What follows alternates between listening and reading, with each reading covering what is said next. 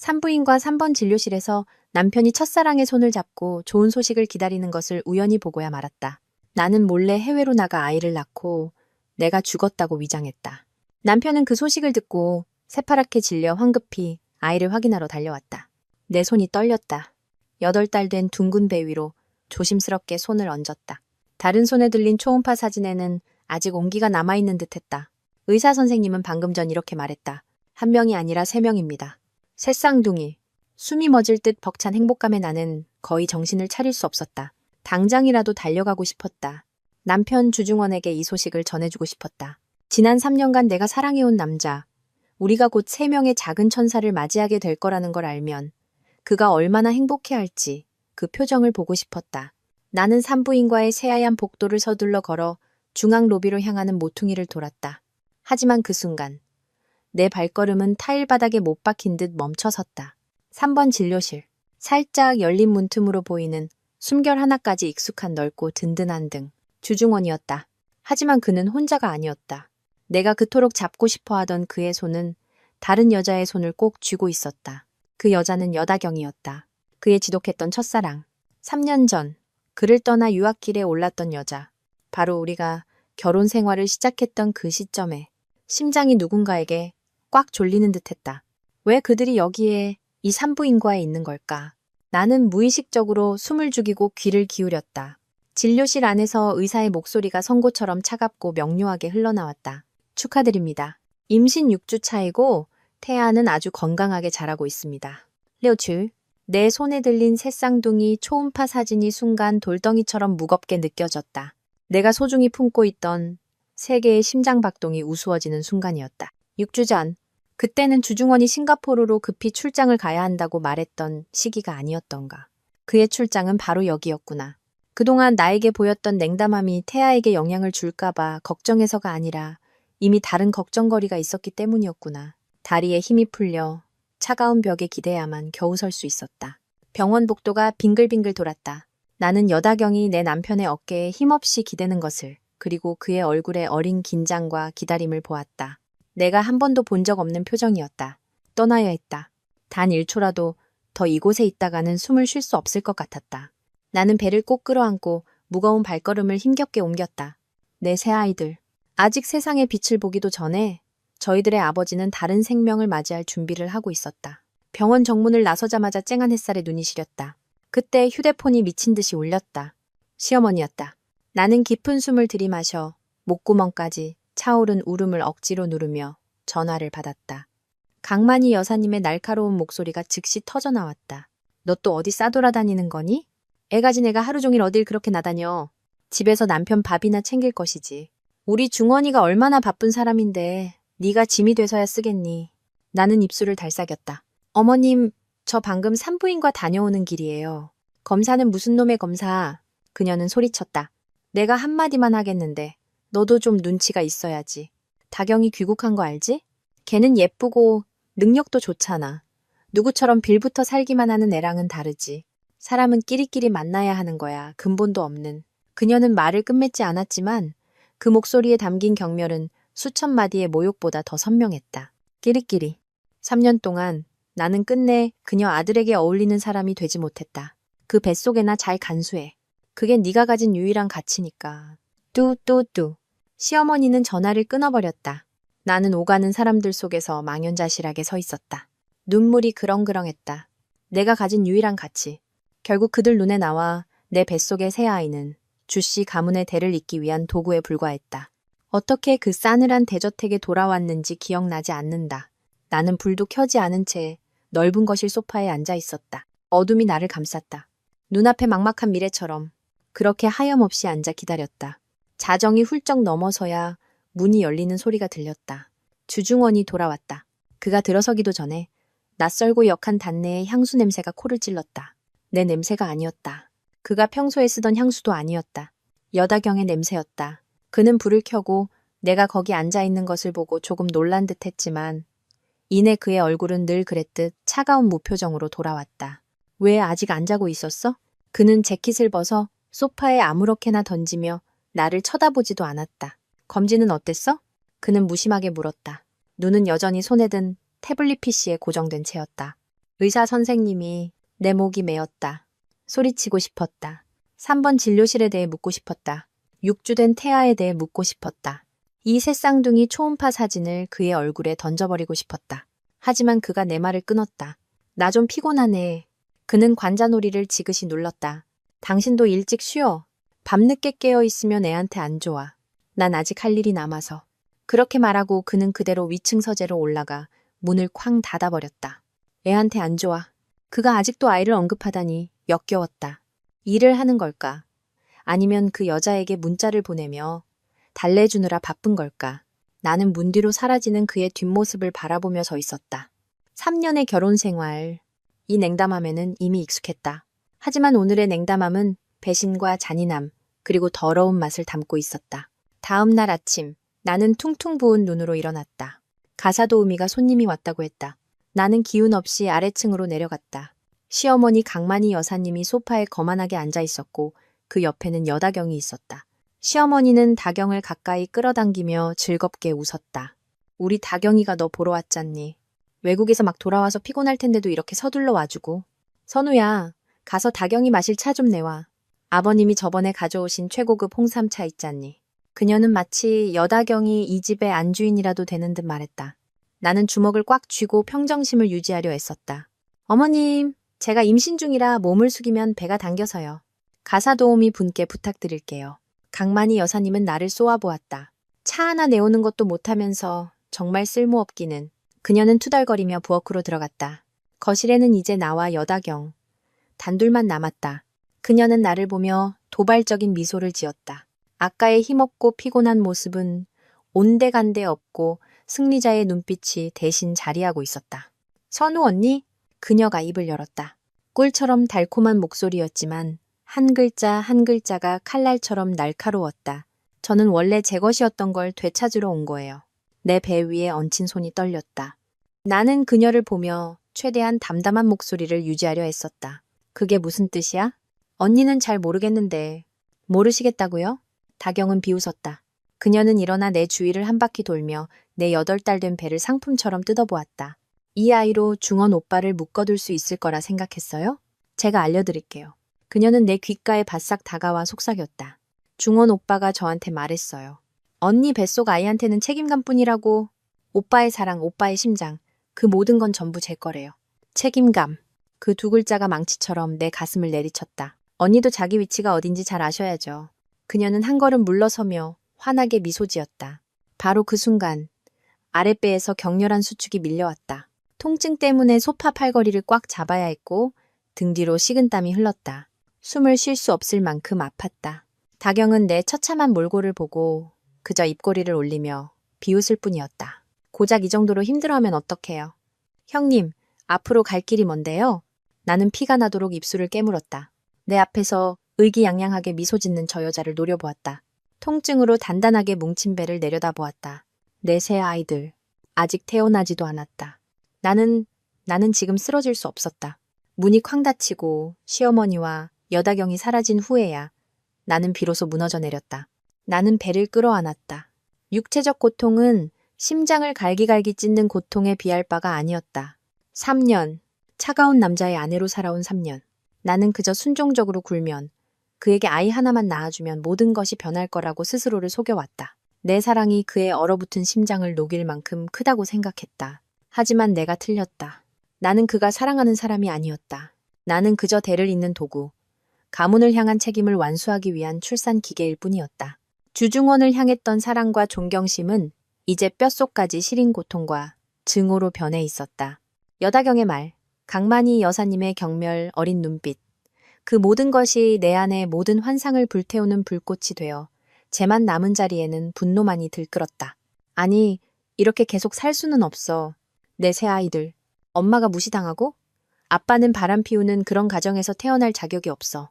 아이들은 더 나은 삶을 누릴 자격이 있고 자신들을 지켜줄 수 있는 강한 엄마를 가질 자격이 있다. 나는 떨리는 손으로 휴대폰을 들어 익숙한 번호를 눌렀다. 수화기 저편은 거의 즉시 전화를 받았다. 따뜻하고 걱정스러운 목소리가 들려왔다. 선우야, 괜찮아? 한지평이었다. 대학 시절부터 나의 가장 친한 친구이자 지금은 법조계에서 이름난 변호사. 그의 목소리를 듣자 내가 억지로 세워 올렸던 견고한 벽이 순식간에 무너져 내렸다. 나는 오열하기 시작했다. 목이 메어 제대로 말을 잇지 못했다. 지평아, 나 더는 못 견디겠어. 지평은 내가 울음 섞인 목소리로 모든 것을 털어놓을 때까지 조용히 들어주었다. 산부인과에서의 광경부터 오늘 아침 시어머니와 여다경이 벌인 연극까지. 내 말이 끝나자 수화기 저편에서는 무거운 한숨 소리만 들려왔다. 나는 그가 이 결혼에 대해 이미 경고했었다는 것을 안다. 3년 전 내가 주중원과 결혼하기로 결심했을 때 유일하게 반대했던 사람이 지평이었다. 나 이혼할 거야. 이제 내 목소리는 냉랭했다. 나약함의 온기는 조금도 남아있지 않았다. 하지만 그 전에 주중원이랑 그 가족 전부 대가를 치르게 할 거야. 네가 날 도와줄 수 있을까? 네가 원한다면. 지평의 목소리는 단호했다. 내가 도울게. 뭘 하고 싶은지 말해봐. 나는 차가운 공기가 폐부 깊숙이 스며들도록 깊은 숨을 들이마셨다. 사라지고 싶어. 출산 중에 죽은 걸로 위장한 다음 아이들을 데리고 몰래 해외로 나갈 거야. 그리고 나는 잠시 말을 멈췄다. 혼전 계약서에 바로 지평이 추가하라고 조언했던 조항이 떠올랐다. 주원그룹 주식 5%를 가질 거야. 수화기 저편은 몇 초간 침묵했다. 지평이 길게 숨을 들이쉬는 소리가 들렸다. 확실해?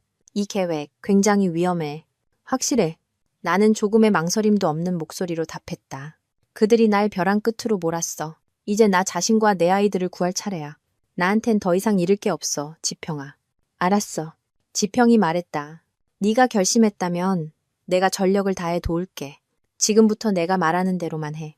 전화를 끊고 창밖을 내다보았다. 하늘은 내 마음처럼 잿빛이었다. 대담하고도 미친 계획이 막 형성되었다. 앞으로의 길이 가시밭길일 거라는 걸 안다. 하지만 내 아이들을 위해서라면 나에게 다른 선택지는 없었다. 주중원은 일주일간 출장을 가야 한다고 했다. 나는 그가 어디로 가는지 묻지도 관심도 두지 않았다. 이 대저택에 그가 없는 것은 숨막히는 공기를 조금이나마 덜어줄 뿐이었다. 시어머니도 더는 전화로 괴롭히지 않았다. 아마 미래의 며느리를 챙기느라 바쁜 모양이었다. 모든 것이 내가 행동을 개시하기에 완벽한 침묵을 만들어 주었다. 첫 번째 단계는 증거 수집이었다. 나는 다른 휴대폰을 이용해 그동안 강만희 여사님이 퍼부었던 모든 욕설과 폭언 통화를 녹음했다. 그 악랄한 말들은 지평이 필요로 할 서류의 일부가 될 것이었다. 주중원의 서재를 정리하던 중이었다. 평소에는 거의 들어가지 않는 곳이었다. 내 시선은 그의 책상 맨 아래 칸 서랍에 멈췄다. 그 서랍은 항상 잠겨 있었다. 3년 동안 그가 그 서랍을 여는 것을 본 적이 없었고 안에 무엇이 들었는지 궁금해한 적도 없었다. 하지만 오늘은 달랐다. 이상한 충동이 내가 사랑했던 남자가 그 안에 어떤 비밀을 감추고 있는지 알고 싶게 만들었다. 언젠가 그가 책장 위 나무 상자에 예비 열쇠 꾸러미를 넣어두는 것을 본 기억이 났다. 나는 조심스럽게 상자를 내렸다. 안에는 과연 낡은 모양의 작은 열쇠 하나가 있었다. 심장이 쿵쾅거렸다. 나는 열쇠를 자물쇠에 꽂았다. 철컥. 고요한 공간 속에서 자물쇠가 열리는 소리가 유난히 크게 울렸다. 손이 약간 떨렸다. 내가 지금 뭘 하는 거지? 그의 사생활을 침해하고 있잖아. 하지만 병원에서 여다경의 손을 잡고 있던 그의 모습이 떠오르자 모든 망설임이 사라졌다. 나는 더 이상 그에게 빚진 것이 없었다. 나는 천천히 서랍을 열었다. 안에는 많은 것이 들어있지 않았다. 조심스럽게 클립으로 고정된 얇은 서류 뭉치 하나와 낡고 해진 검은색 가죽 커버의 수첩이 전부였다. 나는 서류 뭉치를 먼저 집어들었다. 그것은 혼전 계약서의 부록이었다. 나는 한 번도 본 적이 없는 서류였다. 한 장 한 장 넘기다가 나는 그 자리에서 얼어붙었다. 그것은 다음과 같이 명확히 적힌 추가 조항이었다. 주중원의 불성실한 행위로 인해 갑지선우. 이 심각한 정신적 피해를 입을 경우 갑은 주원그룹 주식의 5%와 자녀에 대한 절대적 양육권을 전적으로 가진다. 아래에는 그의 서명이 있었다.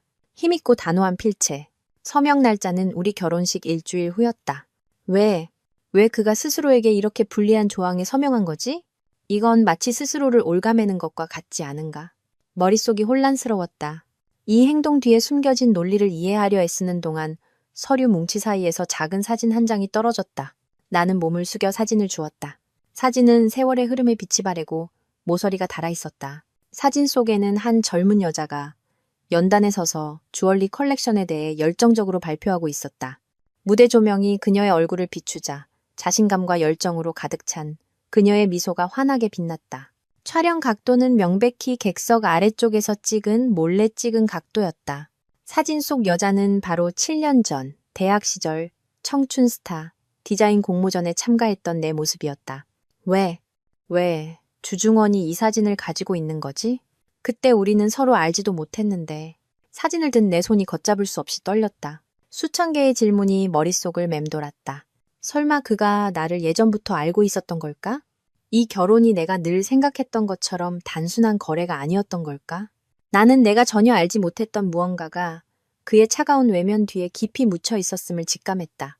나는 사진을 내려놓고 손으로 검은색 가죽 수첩을 만졌다. 두려움과 호기심이 동시에 밀려왔다. 이걸 읽어도 될까? 이건 그의 사적인 세계, 가장 은밀한 생각들이 담긴 곳일 텐데. 하지만 이내 나는 스스로에게 말했다. 알아야만 해. 내가 결혼한 남자, 내 아이들의 아버지가 과연 어떤 사람인지 알아야 해. 나는 깊은 숨을 들이쉬고 첫 장을 펼쳤다. 주중원의 글씨는 그의 서명처럼 힘있고 단호했다. 그것은 일기였다. 나는 읽어 내려갔다. 눈물이 하염없이 흘렀다. 그의 침묵 뒤에는 그토록 깊은 고뇌와 혼란이 있었다니. 그가 내가 생각했던 것처럼 냉혈한이 아니었다니. 나는 가장 최근 페이지들을 넘겼다. 년, 월, 일. 아내가 임신했다. 내가 아빠가 된다니? 말로 설명하기 힘든 기분이다. 기쁘면서도 두렵다. 내가 좋은 아빠가 되지 못할까봐. 내가 아이의 엄마를 사랑하는 법을 몰랐던 것처럼 아이를 사랑하는 법도 모를까봐 두렵다. 년, 월, 일. 여다경이 귀국했다. 그녀가 나를 찾아왔다. 어머니는 무척 기뻐하시는 눈치지만 나는 아니다. 과거는 과거일 뿐. 지금 내가 가장 두려운 것은 선우가 오해하는 것이다. 어떻게 해야 할까? 그녀를 잃고 싶지 않다. 절대로. 마지막 일기는 며칠 전에 쓰인 것이었다. 글씨가 다소 흐트러져 있는 것으로 보아 쓴 사람이 무척 혼란스러웠음을 알 수 있었다.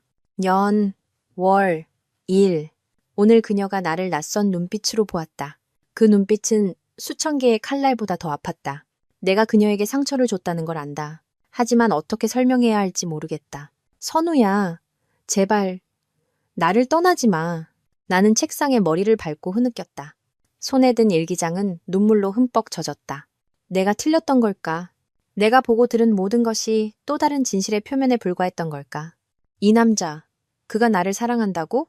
나를 향한 그의 감정이 책임감이 아니라 표현할 줄 모르는 서투른 사랑이었다고? 희미한 희망의 불씨가 돌처럼 굳어가던 내 심장에 온기를 불어넣었다. 하지만 병원에서의 일은? 여다경의 육주된 태아는? 그가 그녀를 사랑하지 않는다면 왜 그녀와 함께 산부인과에 간 거지? 나는 주중원의 서재에 미동도 없이 앉아 있었다. 머릿속은 텅 비었고 책상 위의 일기장과 낡은 사진은 내 복수 계획을 비웃는 듯했다. 만약 그가 쓴 것이 사실이라면 나는 대체 뭐란 말인가? 남편을 의심하고 묵묵히 자신을 사랑해온 남편을 함정에 빠뜨리려는 아내? 내 안의 증오가 흔들리기 시작했다. 어쩌면 그가 돌아오길 기다려야 할지도 모른다. 어쩌면 우리는 한 번쯤 솔직하게 대화해야 할지도 모른다. 어쩌면 모든 것이 끔찍한 오해일지도 모른다. 바로 그때 휴대폰이 울렸다. 시어머니였다. 그 두 글자를 보자마자 방금 싹 텄던 작은 희망의 불씨가 반쯤 꺼져버렸다. 나는 깊은 숨을 들이쉬고 혼란스러운 마음을 억누르며 전화를 받았다. 네, 어머님. 너 지금 어디니? 강만희 여사님의 목소리는 여전히 날카로웠다. 이번 주말에 귀한 손님이 오실 거니까 2층 손님방 좀 청소해놔. 내가 저번에 사다 놓은 최고급 실크 침구 세트로 바꾸는 거 잊지 말고 네가 쓰던 싸구려 물건들 꺼내놓지 마. 나는 미간을 찌푸렸다. 귀한 손님이요? 누구신데요, 어머님? 강만희 여사님은 아주 만족스럽다는 듯이 청아하게 웃었다. 누구긴 누구야? 우리 다경이지. 걔가 막 귀국해서 아직 집도 낯설 테니 며칠 우리 집에 와서 지내라고 했어. 말벗도 되어주고 좋잖니. 우리 중원이도 동의했고 곧 내 며느리가 될 아이인데 너도 예의 바르게 잘 돼. 귀가 먹먹해졌다. 주중원이 동의했다고. 그가 여다경을 우리 집으로, 바로 이 집으로 들이는데 동의했다고. 어머님, 하지만 제가 임신 중이라 높은 곳에 오르거나 청소하는 건 좀... 나는 핑계를 대려 애썼다. 불편해도 해야지. 강만희 여사님은 소리쳤다. 배 좀 불렀다고 유세는. 내가 분명히 말하는데 그 뱃속에는 주씨 가문 핏줄이라 중요한 거지. 너 자체는 아무 가치도 없어. 괜히 생색내지 말고 깨끗하게 청소나 해. 다경이가 보고 비웃게 만들지 말고 그녀는 은혜라도 베푸는 듯한 목소리로 덧붙였다. 그리고 이 집도 곧 새 안주인을 맞이할 테니 너도 내 짐이나 슬슬 싸두는 게 좋을 거야. 남들이 내 멱살 잡고 쫓아내기 전에 말이야. 철컥. 그녀는 전화를 끊어버렸다. 나는 그 자리에 못 박힌 듯 서 있었다. 손에 든 휴대폰이 얼음장처럼 차갑게 느껴졌다. 일기장, 낡은 사진, 서투른 사랑의 고백. 그 모든 것이 순간 무의미해졌다. 그가 무슨 글을 썼든, 무슨 감정을 느꼈든 그의 행동이 모든 것을 말해주고 있었다. 그는 자신의 어머니가 나를 모욕하도록 내버려 두었다. 그는 다른 여자가 우리 집에 들어오는 것을 허락했다. 모든 것이 기만이었다. 어쩌면 그 일기장조차도 연극의 일부, 나를 붙잡아두고 순순히 아이를 낳게 하려는 덫일 뿐이었을지도 모른다. 분노와 실망감이 걷잡을 수 없이 타올랐다. 내 안의 모든 혼란과 망설임을 불태울 만큼 강력하게. 나는 휴대폰을 들어 지평의 번호를 눌렀다. 지평아. 내 목소리는 감정 한 점 없이 얼음처럼 차가웠다. 계획은 그대로 진행해. 아무것도 변한 거 없어. 수화기 저편에서 지평은 신뢰감 가득한 짧은 한마디로 답했다. 알았어. 이틀 후 주중원이 돌아왔다.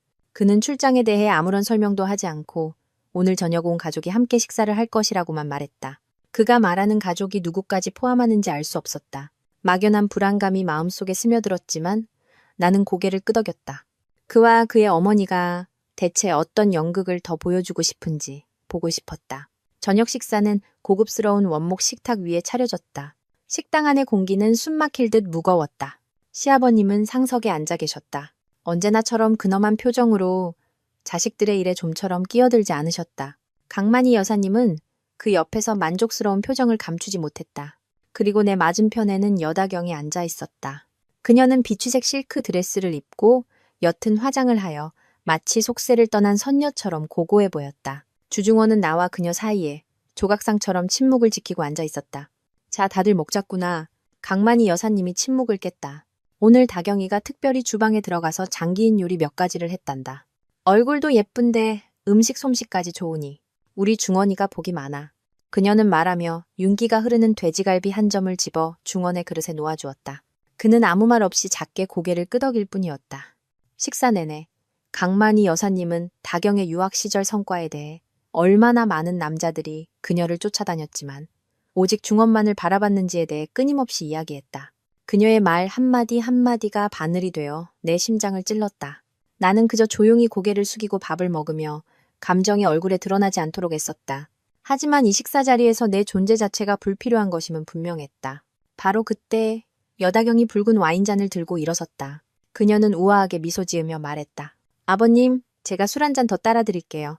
내 옆을 지나갈 때 우연인지 고의인지 모르게 그녀의 발이 살짝 꼬였고 찰랑이던 붉은 와인 한 잔이 내가 입고 있던 흰색 실크 원피스 위로 쏟아졌다. 짙은 붉은 액체가 흰 천 위로 번져나가는 모습이 끔찍한 핏자국처럼 보였다. 어머, 죄송해요. 선우 언니. 다경은 소스라치게 놀라며 황급히 휴지로 내 옷을 닦는 척했다. 제가 너무 칠칠치 못했나 봐요. 강만희 여사님이 서둘러 그녀를 감쌌다. 괜찮아, 괜찮아. 낡은 옷인데 뭐 더러워졌으면 버리면 그만이지. 나는 얼어붙었다. 이 원피스는 우리가 결혼한 직후 주중원이 나에게 준 첫 선물이었다. 그와 나 사이에 몇 안 되는 따뜻한 기억 중 하나였다. 나는 이 옷을 무척 아껴왔다. 고개를 들어 다경을 보았다. 찰나의 순간 그녀의 눈에서 의기양양한 빛이 스치는 것을 보았다. 그리고 그녀는 다시 고개를 숙여 미안한 표정을 지었다. 언니, 저한테 화내지 마세요. 이 옷도 좀 낡아서 그런가 봐요. 그냥 버리고 새 거 사세요. 낡은 건 버리는 게 맞잖아요. 그렇죠, 언니? 그 가벼운 한마디가 내 안의 마지막 인내의 끈을 끊어버리는 칼날이 되었다. 낡은 것. 그래, 나도 이 원피스처럼. 그들 눈에는 이미 버려져야 할 낡은 것이었다. 나는 아무 말 없이 자리에서 일어났다. 원피스에 번진 와인 자국은 아랑곳하지 않았다. 나는 주중원을 보았다. 처음부터 끝까지 아내를 위해 단 한마디도 변호해주지 않은 남자. 나를 보는 그의 눈빛에는 무언가 복잡한 감정이 서려 있었지만 그것은 결코 관심이 아니었다. 저 다 먹었습니다. 나는 시아버님께 말했다. 먼저 방에 들어가 쉬겠습니다. 그 끔찍한 저녁 식사 며칠 후 집안의 공기는 더욱 살얼음판 같았다. 나와 주중원은 거의 한마디도 나누지 않았다. 그는 여전히 일찍 나가고 늦게 돌아왔고 나는 시어머니와 마주치지 않기 위해 안태를 핑계로 대부분의 시간을 방에서 보냈다. 나는 아무 일도 없었던 것처럼 행동했지만 내면에서는 계획이 그 어느 때보다 명확하게 형태를 갖추어 가고 있었다. 내 침착함이 아마 주중원의 경계심을 늦추게 했을 것이다. 그는 내가 여전히 꾹 참고 견디기만 하는 순종적인 아내라고 생각했을 것이다. 그날 아침 드물게 둘이 함께한 아침 식사 자리에서 주중원이 갑자기 입을 열었다. 마치 평범한 업무 일정을 알리듯 감정 없는 목소리였다. 다음 주에 싱가포르에 좀 다녀와야겠어. 중요한 보석 세미나가 있어서. 나는 빵을 자르던 손을 멈추고 그를 올려다보았다. 네, 출장 잘 다녀오세요. 그는 내 평온함에 약간 놀란 듯했다. 그는 잠시 말을 멈췄다가 나를 똑바로 보지 않고 창밖 정원을 보며 말을 이었다. 여다경 씨도 같이 갈 거야. 그 분야 전문가라서 회사에 도움이 많이 될 거야. 심장이 쿵하고 내려앉았지만 내 얼굴에는 조금의 변화도 없었다. 세미나일까? 아니면 미리 떠나는 신혼여행일까? 나는 속으로 쓴웃음을 지었다. 그는 심지어 더 설득력 있는 핑계를 댈 생각조차 하지 않았다. 그래요. 나는 가볍게 답했다. 그럼 잘 됐네요. 두 분 다 성공적인 출장이 되길 바랄게요. 그렇게 말하고 나는 일어섰다. 저 다 먹었어요. 방에 가서 좀 쉴게요. 나는 그가 내 눈 속의 경멸을 보지 못하도록 등을 돌렸다. 그는 나에게 이보다 더 좋을 수 없는 기회를 주었다. 일주일. 나와 내 아이들이 그의 인생에서 사라지기에 영원히. 방에 들어서자마자 문을 잠갔다. 비밀 휴대폰을 꺼내 지평에게 짧은 메시지를 보냈다. 다음 주 준비해줘. 답장은 거의 즉시 왔다. 알았어. 모든 준비는 끝났어. 조심해. 나는 메시지를 지우고 창가에 서서 잘 가꿔진 정원을 내려다보았다. 붉은 장미들이 만발해 있었다. 주중원이 나를 닮았다고 했던 꽃. 아름답지만 가시가 많다고. 주중원이 떠나기 전 남은 며칠 동안 나는 무서울 정도로 침착하게 지냈다. 여전히 그의 옷을 챙겨주고 건강 잘 챙기라고 당부하며 마지막 순간까지 완벽한 아내 역할을 해냈다. 내 순종적인 모습에 그는 완전히 안심한 듯했다. 하지만 그가 출근한 시간은 내가 행동하는 시간이었다. 나는 아기용품을 산다는 핑계로 몰래 단골 금은방으로 향했다. 그곳에서 나는 결혼 전에 직접 디자인하고 제작했던 모든 주얼리를 팔았다. 그것은 나의 자산이자 나의 열정이었다. 큰 금액은 아니었지만 약 5,500만 원 정도. 하지만 그것은 오롯이 나의 돈, 나의 자유였다. 그 돈을 손에 쥐니 세모자의 미래를 준 것 같은 기분이 들었다. 오후에는 골목 깊숙한 곳에 숨겨진 작은 카페에서 지평과 비밀리에 만났다. 그는 서류 가방을 들고 왔다. 지평의 얼굴은 다소 피곤해 보였지만 눈빛만은 매우 단호했다. 그가 서류 가방을 내 쪽으로 밀었다. 모든 게 이 안에 있어. 나는 가방을 열었다. 안에는 서류 뭉치가 있었다. 안현이라는 전혀 다른 이름으로 발급된 새 여권. 아버지 칸이 비어있는 새 아이의 출생신고서. 스위스행 비즈니스 클래스 항공권. 그리고 취리히에 위치한 1년치 월세가 선납된 펜트하우스의 열쇠와 임대 계약서. 정말 괜찮겠어, 선우야? 지평이 다시 한번 물었다. 그의 목소리가 낮게 가라앉았다. 한 번 가면 다시는 돌아올 수 없어. 나는 그의 눈을 똑바로 보며 단호하게 고개를 끄덕였다. 나한텐 돌아갈 길이 없어, 지평아. 지평은 한숨을 쉬며 차근차근 당부했다. 아는 분이 운영하는 사설 산부인과에 사람을 심어뒀어. 출산 기미가 보이면 무조건 거기로 가야 해. 그 사람이 모든 걸 처리해 줄 거야. 난산으로 위장한 가짜 기록을 만들고 더 건강한 두 아들은 다른 경로로 먼저 빼돌릴 거야. 의심을 피하기 위해 너는 딸이랑 며칠 더 병원에 머물다가 다른 이름으로 퇴원하게 될 거야. 지선우에 대한 모든 흔적은 깨끗하게 지워질 거고 나는 심장이 쿵쾅거리는 것을 느끼며 들었다. 계획은 너무나 치밀하고 완벽했지만 그만큼 위험했다. 고마워, 지평아. 내 목소리가 메었다.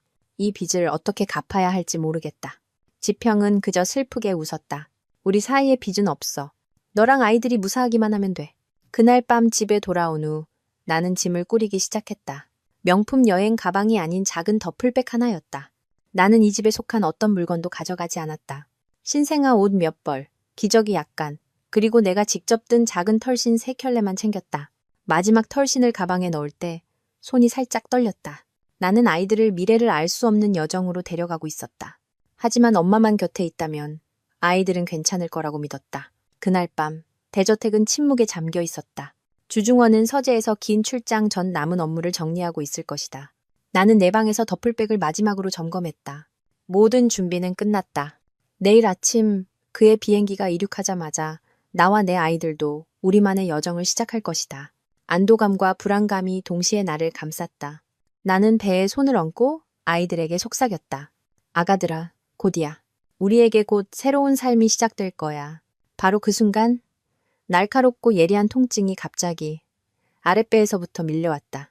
나는 깜짝 놀라 침대 모서리를 붙잡고 겨우 버텼다. 가진통일 거야. 나는 스스로를 안심시켰다. 의사 선생님이 막달에는 이런 일이 잦을 거라고 했으니까. 하지만 또 다른 통증이 찾아왔다. 더 강하고 더 격렬하게. 그리고 다리 사이로 따뜻한 액체가 흐르는 것이 느껴졌다. 나는 고개를 숙이고는 얼어붙었다. 양수가 터졌다. 안 돼. 이럴 리 없어. 예정일까지는 아직 한 달 가까이 남았는데. 왜? 왜 하필 지금? 내가 세세한 부분까지 계산했던 완벽한 계획이 순식간에 파도에 휩쓸린 모래성처럼 무너져 내렸다. 모든 것은 주중원이 떠난 후에 일어나도록 되어 있었다. 지금 그는 아직 집에 있다. 만약 그에게 들키면 모든 것이 끝장이다. 통증이 더 거세게 몰아쳤다. 나는 바닥에 주저앉았고 땀이 비오듯 흘렀다. 입술을 깨물고 신음소리 하나 내지 않으려 애썼다. 어떻게 해야 하지? 지평에게 전화한다? 하지만 그가 어떻게 여기까지 들어오겠어? 119에 신고한다? 병원은 즉시 주중원에게 연락할 것이다. 극심한 공포 속에서 나는 가방 쪽으로 기어가 비밀 휴대폰을 꺼내려 애썼다. 손가락이 떨려 좀처럼 지평의 번호를 누를 수 없었다. 지평아. 나는 고통으로 갈라진 목소리로 헐떡였다. 살려줘. 선우야, 무슨 일이야? 수화기 저편 지평의 목소리는 경악으로 가득했다. 양수가 터졌어. 나는 말을 잇지 못했다. 나 곧 아기 낳을 것 같아. 계획을 바꿔야. 거기까지 말했을 때 또 다른 격렬한 수축이 덮쳐 더 이상 말을 할 수 없었다. 휴대폰이 손에서 떨어져 바닥으로 튕겨나갔다. 나는 몸을 웅크리고 배를 끌어안았다. 주중원의 서재문은 굳게 닫혀 있었다. 그는 불과 몇 걸음 떨어진 곳에서 자신의 아내와 아이들이 생사의 갈림길에 서 있다는 것을 전혀 알지 못했다. 고통이 내 모든 생각을 찢어발겼다. 내 세상은 쉴 새 없이 밀려오는 진통과 내 자신의 거친 숨소리로 좁혀졌다. 지평이 어떻게 했는지는 모른다. 다만 어렴풋이 기억나는 것은 그가 나에게 다시 전화를 걸어왔다는 것이다. 그의 목소리는 다급했지만 고통으로 혼미한 나를 침착하게 이끌었다. 선우야, 내 말 들어. 뒤뜰로 나가는 문까지 기어갈 수 있겠어? 정원문 말이야. 내가 거기서 기다리고 있어. 조금만 힘내. 어디서 그런 힘이 났는지 모르겠다. 아마도 엄마라는 본능이었을 것이다. 나는 이를 악물고 벽을 짚으며 조금씩, 아주 조금씩 방 밖으로 기어나갔다. 다행히 가사도우미는 퇴근했고 주중원은 여전히 서재에 틀어박혀 있었다. 길고 긴 복도. 1미터를 움직이는 것이 1세기처럼 느껴졌다. 마침내 뒷문을 열자 걱정으로 새하얗게 질린 얼굴의 지평이 뛰어들어왔다. 그는 아무 말 없이 재빨리 내 몸에 코트를 걸쳐주고는 미리 대기시켜둔 차로 나를 부축했다. 황미 사설 산부인과로 가주세요. 지평이 기사에게 말하고는 내 손을 꽉 잡았다. 괜찮을 거야, 선우야. 박서진 원장님한테 연락해뒀어. 그분이 모든 걸 처리해 주실 거야. 나는 그저 고개를 끄덕일 뿐이었다. 고통 때문에 말을 할 수가 없었다. 차는 밤거리를 질주했고 가로등 불빛이 길 잃은 유성처럼 창문을 스쳐 지나갔다. 나는 좌석에 머리를 기댄 채 여전히 배에서 손을 떼지 못했다. 아가들아, 힘내야 해. 엄마가 미안해. 온전한 시작을 선물해주지 못해서. 하지만 엄마가 평생을 다해 너희들을 지켜줄게. 황미산부인과는 작고 조용했다. 공립병원처럼 소란스럽지 않았다. 온화한 눈빛의 중년 여성인 박서진 원장이 문 앞에서 기다리고 있었다. 그녀는 지평의 오랜 친구였다. 내 상태를 보고 그녀는 많은 것을 묻지 않고 신속하게 간호사에게 신호를 보내 나를 분만실로 옮겼다. 조산, 그것도 새쌍둥이. 산모는 기진맥진한 상태에 정신적으로도 불안정했다. 그것은 진정한 사투였다. 나는 끝없는 심연으로 가라앉는 기분이었다. 연이어 밀려오는 진통이 내 마지막 남은 힘까지 쥐어짰다. 모든 것을 포기하고 싶었던 순간도 있었다. 하지만 그때 첫 번째 가녀린 울음소리가 터져나왔다. 그리고 두 번째, 마침내 세 번째 울음소리까지. 아들 둘에 딸 하나. 박서진 원장은 아이들을 내게 가까이 데려와 얼굴을 보여주었다. 축하해요, 산모님. 산모도, 아기들도 모두 무사합니다. 두 아들은 아주 건강하고요. 막내딸이 1.6kg로 조금 작아서 인큐베이터에서 좀 더 지켜봐야 할 것 같아요. 나는 떨리는 손을 뻗어 내 작은 생명들을 만져보려 했었다. 아이들의 얼굴은 쭈글쭈글하고 붉었지만 내게는 세상에서 가장 아름다운 천사들이었다. 내가 해냈다. 내가 아이들을 이 세상에 데려왔다. 기력이 다해 눈꺼풀이 천근만근 무거워졌다. 잠에 빠져들기 직전 나는 지평이 박 원장에게 낳고 단호한 목소리로 말하는 것을 들었다. 원장님, 이제 계획을 시작해 주십시오. 나는 조용한 병실에서 눈을 떴다. 희미한 소독약 냄새와 수술 부위에서 오는 둔한 통증이 모든 것이 끝났음을 알려주었다. 지평이 옆 의자에 앉아 있었다. 그의 얼굴에는 피곤한 기색이 역력했지만 눈빛은 여전히 또렷했다. 몸은 좀 어때? 그가 물었다. 목소리가 쉬어 있었다. 아이들은... 내 아이들은 어디 있어? 그게 내가 가장 먼저 떠올린 생각이었다. 안심해. 지평이 나를 안심시켰다. 두 아들은 믿을 만한 간호사가 다른 방에서 돌보고 있어. 딸아이는 아직 인큐베이터에 있지만 아주 씩씩해. 박 원장님이 상태가 아주 안정적이라고 하셨어. 나는 안도의 한숨을 내쉬었다. 그리고 또 다른 두려움이 밀려왔다. 계획은... 주중원은 내가 다 처리했어. 지평의 목소리가 단호해졌다. 어젯밤 시립병원에서 신원 미상의 산모가 의료사고로 사망했어. 박 원장님이 도와주셔서 내 기록이랑 바꿔치기 했어. 공식적인 서류상으로 주원그룹 주중원 회장의 아내 지선우는 산후 과다출혈로 사망한 거야. 미숙아로 태어난 딸도 엄마와 함께 사망했고 나는 망연자실했다. 사망 위장. 그 두 단어가 너무나 낯설고 무겁게 느껴졌다. 내가 정말 이를 이 지경까지 몰고 온 건가. 오늘 아침 지평이 창밖을 보며 말을 이었다. 병원에서 주시댁에 통보 전화를 했어. 영안실에도 사람을 심어뒀고 시신이 온전치 않다는 이유로 멀리서만 보게 될 거야. 아무도 의심하지 못할 거고. 나는 눈을 감았다. 그 소식을 들었을 때의 주중원의 표정이 그려졌다. 그는 고통스러워할까? 아니면 마침내 짐을 덜었다는 듯 안도의 한숨을 내쉴까? 강만희 여사님은 아마 축하 파티라도 열지 모를 일이다. 뜨거운 눈물 한 방울이 관자놀이를 타고 흘러내렸다. 그를 증오했지만 내가 이런 비극적인 연극을 꾸몄다고 생각하니 마음 한구석이 찔리듯 아팠다.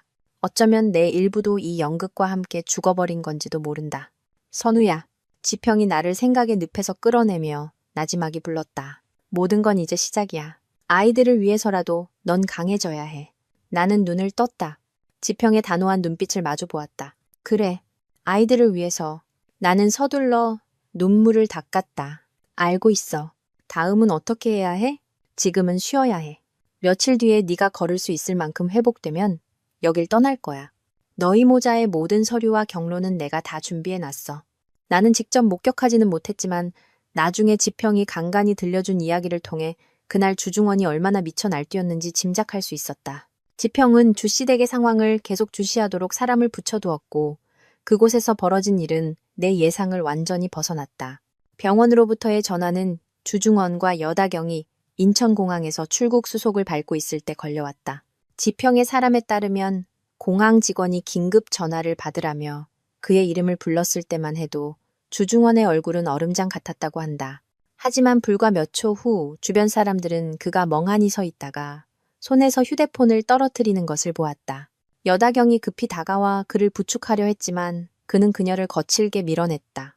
그는 한마디 말도 없이 이성을 잃은 사람처럼 공항을 뛰쳐나갔고 짐과 함께 멍하니 서 있는 여다경을 버려두었다. 그는 심지어 자기 차를 찾을 겨를도 없이 택시를 잡아타고 병원 주소를 외쳤다. 주중원이 병원에 들이닥쳤을 때 그는 마치 상처 입은 맹수 같았다고 지평은 말했다. 유명그룹 회장의 평소 침착하고 세련된 모습은 온데간데 없었다. 머리는 헝클어져 있었고 명품 셔츠는 구겨져 있었으며 두 눈은 핏발이서 시뻘겋게 충혈되어 있었다. 그는 당직 의사의 멱살을 잡고 으르렁거렸다. 내 아내는 어디 있소? 박서진 원장, 당장 그 여자 불러와. 박서진 원장이 미리 준비한 슬픈 표정으로 나타났을 때 그녀는 그저 고개를 저으며 말했다. 유감입니다, 회장님. 사모님께서 과다출혈이 너무 심해서 저희도 최선을 다했습니다. 그럴 리 없어. 주중원은 목이 쉰 소리로 외쳤다. 그 사람은 건강했어. 당신들 거짓말하고 있어. 분명 당신들이 뭔가 잘못한 거야. 내 아이는 어디 있소? 그는 박 원장의 어깨를 거세게 흔들었다. 미숙아로 태어난 따님도 너무 약해서 함께 하늘나라로 갔습니다. 정말 죄송합니다. 그 말은 지평의 말에 따르면 주중원을 완전히 무너뜨린 마지막 일격이었다. 그는 박 원장을 놓고 비틀거리며 몇 걸음 물러서더니 웃기 시작했다. 병원 복도에 광기 어리고 애처로운 웃음소리가 울려 퍼졌다. 그는 손에 닿는 모든 것을 부수기 시작했다. 테이블, 의자, 화병, 진료 기록지, 모든 것이 그의 손의 바닥으로 내동댕이 쳐졌다. 간호사들과 보안 요원들이 달려들어 말렸지만 아무도 그의 분노를 막을 수 없었다. 내 아내는 어디 있어? 내 아이는 어디 있냐고. 그는 넋이 나간 사람처럼 그 질문만 되풀이했다. 나는 병상에 앉아 지평의 이야기를 들으며 마음이 복잡했다. 나는 그가 고통받기를 바랐다.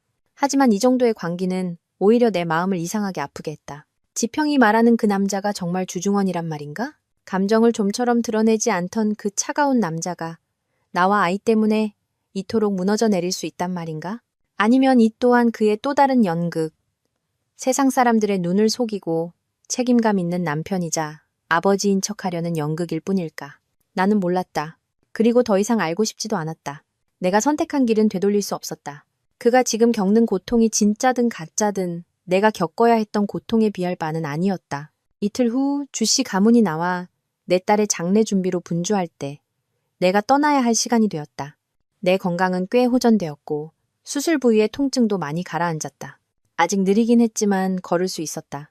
그날 밤 하늘의 구멍이라도 뚫린 듯 비가 쏟아졌다. 비는 도시 전체를 씻어내리는 듯 이 땅에 남은 나의 모든 흔적을 지우려는 듯 했다. 지평이 낡은 옷과 헐렁한 모자 달린 코트, 도수 없는 안경, 그리고 가발을 가지고 왔다. 이거 입어. 그가 말했다. 직원용 뒷문으로 나갈 거야. 나는 거울에 비친 내 모습을 보았다. 그 안의 여자는 너무나 낯설었다. 창백하고 지친 얼굴, 촌스러운 단발머리, 얼굴의 반을 가리는 커다란 안경. 지선우는 정말로 죽었다. 이제 안현만이, 도망치는 싱글맘 안현만이 남았다. 떠나기 전 나는 두 아들을 마지막으로 만날 수 있었다. 친절한 간호사가 아이들을 데려왔다. 주중원을 꼭 닮은 잠든 두 얼굴을 보니 가슴이 미어졌다. 나는 아직 아이들을 실컷 안아보지도 첫 젖을 물려주지도 못했다. 미안해, 아가들아. 나는 아이들의 여린 이마에 입을 맞추며 속삭였다. 착하게 있어야 해. 엄마가 약속할게. 우리 금방 다시 만날 거야. 눈물이 또다시 흘렀지만 이번에는 소리내어 울지 않았다. 간호사가 두 아기를 먼저 데리고 나갔다. 아이들은 교회의 안전한 곳으로 옮겨져 나를 기다릴 것이다. 지평이 나를 부축해 비상계단을 통해 나갔다. 복도는 어둡고 축축했다. 우리는 싸늘한 영안실 구역을 지나 시동이 걸린 낡은 차가 기다리고 있는 뒷문으로 나갔다. 차는 나를 도시 외곽의 낡은 아파트로 데려다 주었다. 아파트는 작고 가구도 허름했지만 깨끗하고 은밀했다. 내 막내딸 주지아는 이미 이곳으로 옮겨져 있었다. 지평이 고용한 믿을 만한 베이비시터가 아이를 돌보고 있었다. 여기가 당분간 너희 모자가 지낼 곳이야.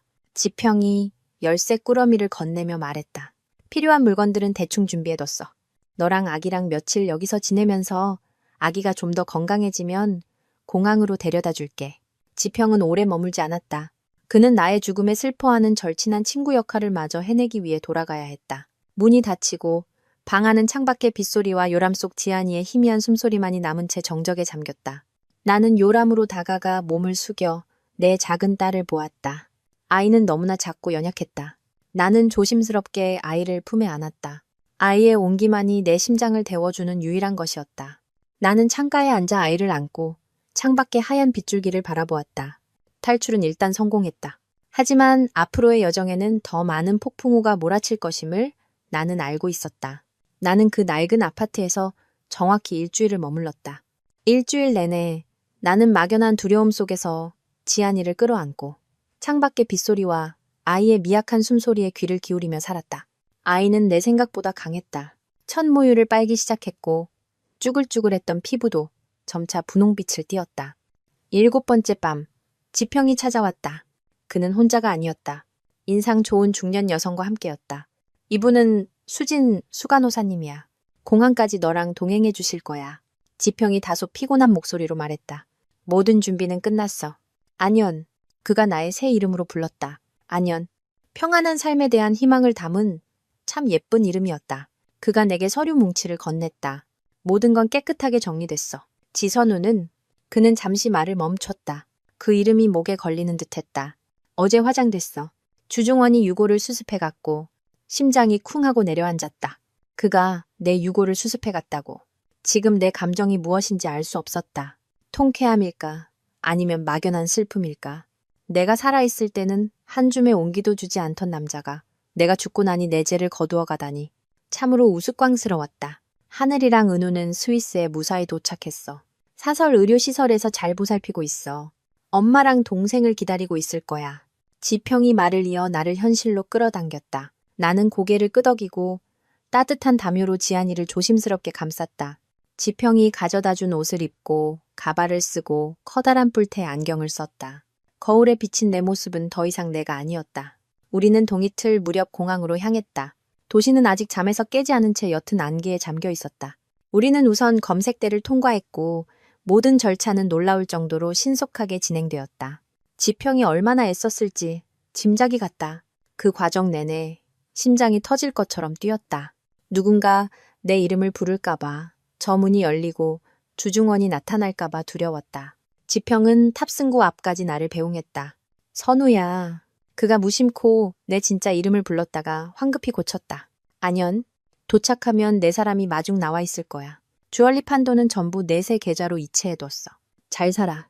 나는 나의 유일한 친구인 그를 보았다. 나 때문에 그는 모든 것을 걸었다. 지평아, 이 빚은 빚 같은 거 없어.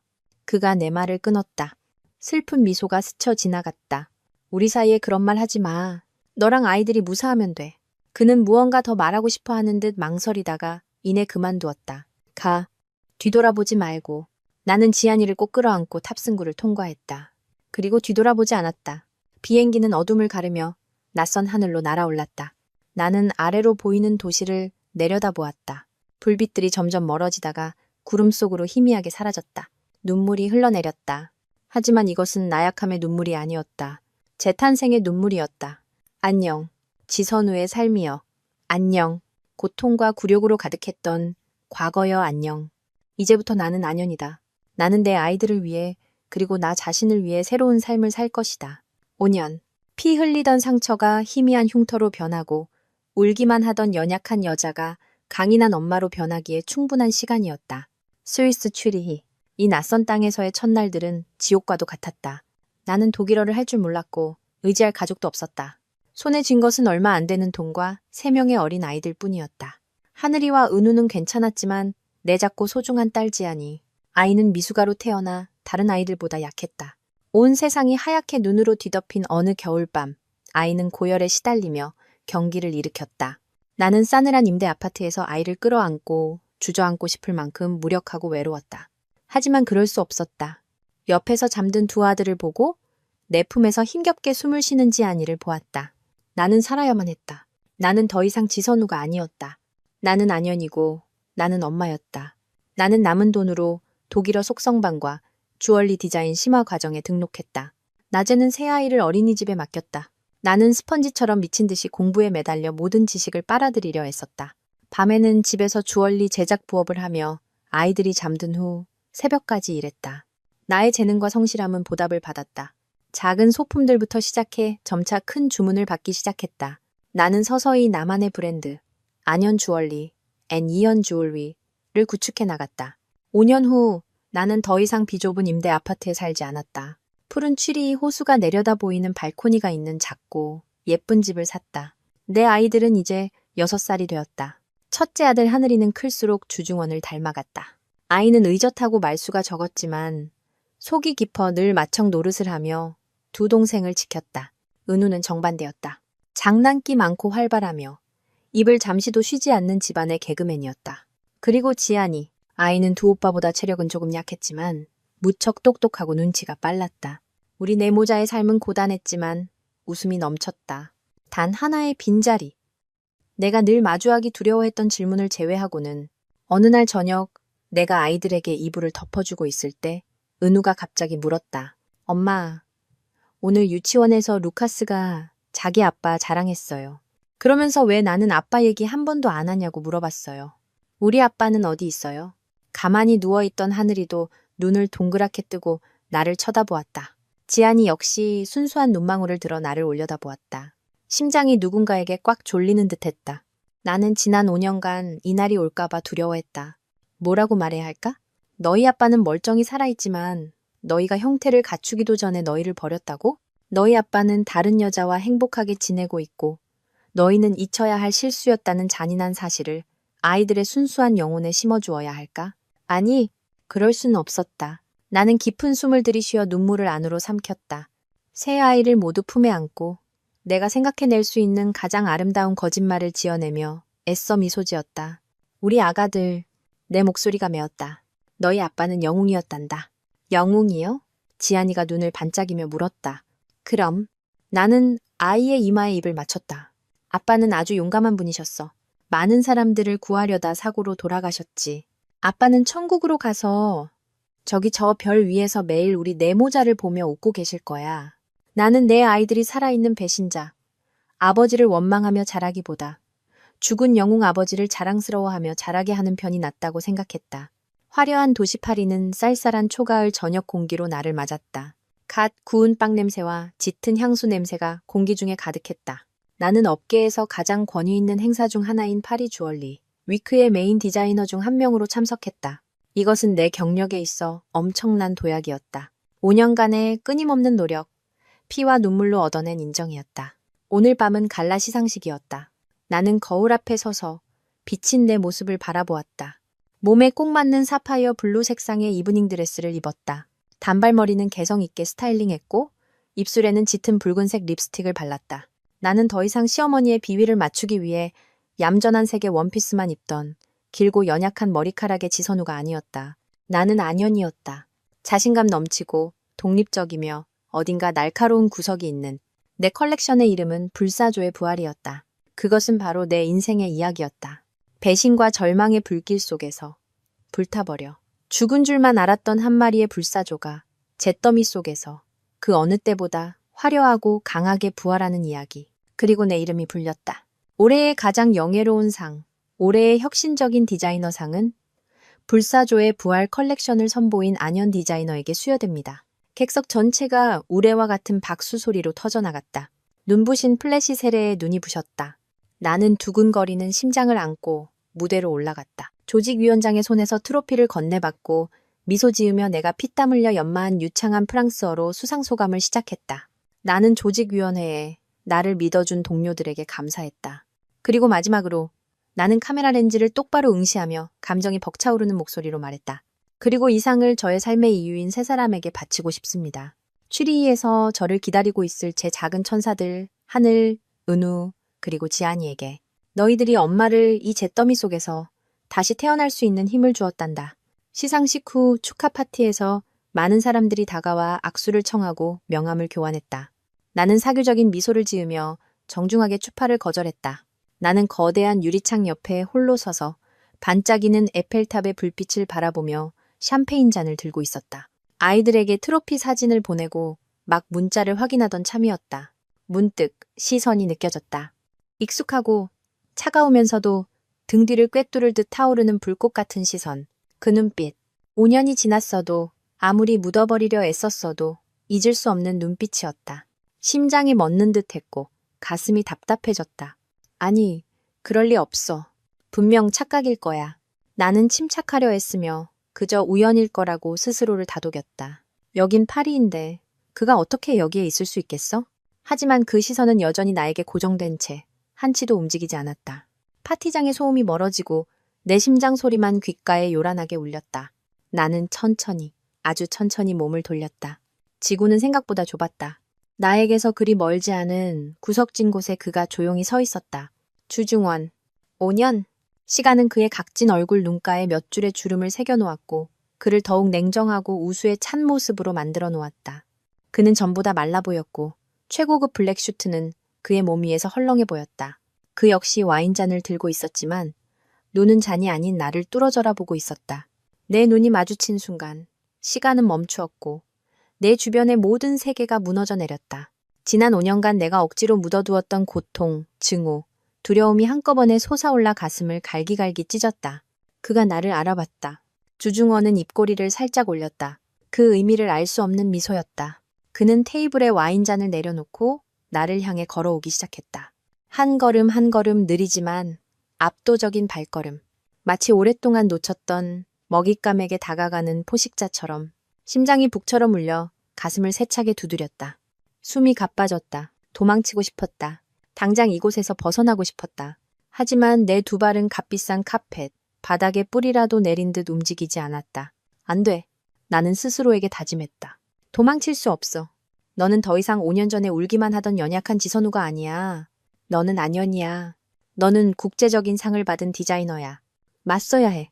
나는 깊은 숨을 들이쉬어 호흡을 가다듬고 억지로 침착함을 유지했다. 고개를 들어 그의 시선을 정면으로 마주했다. 그가 뭘 하려는지 볼 참이었다. 주중원은 내 바로 앞에서 멈췄다. 거리는 8 하나 정도.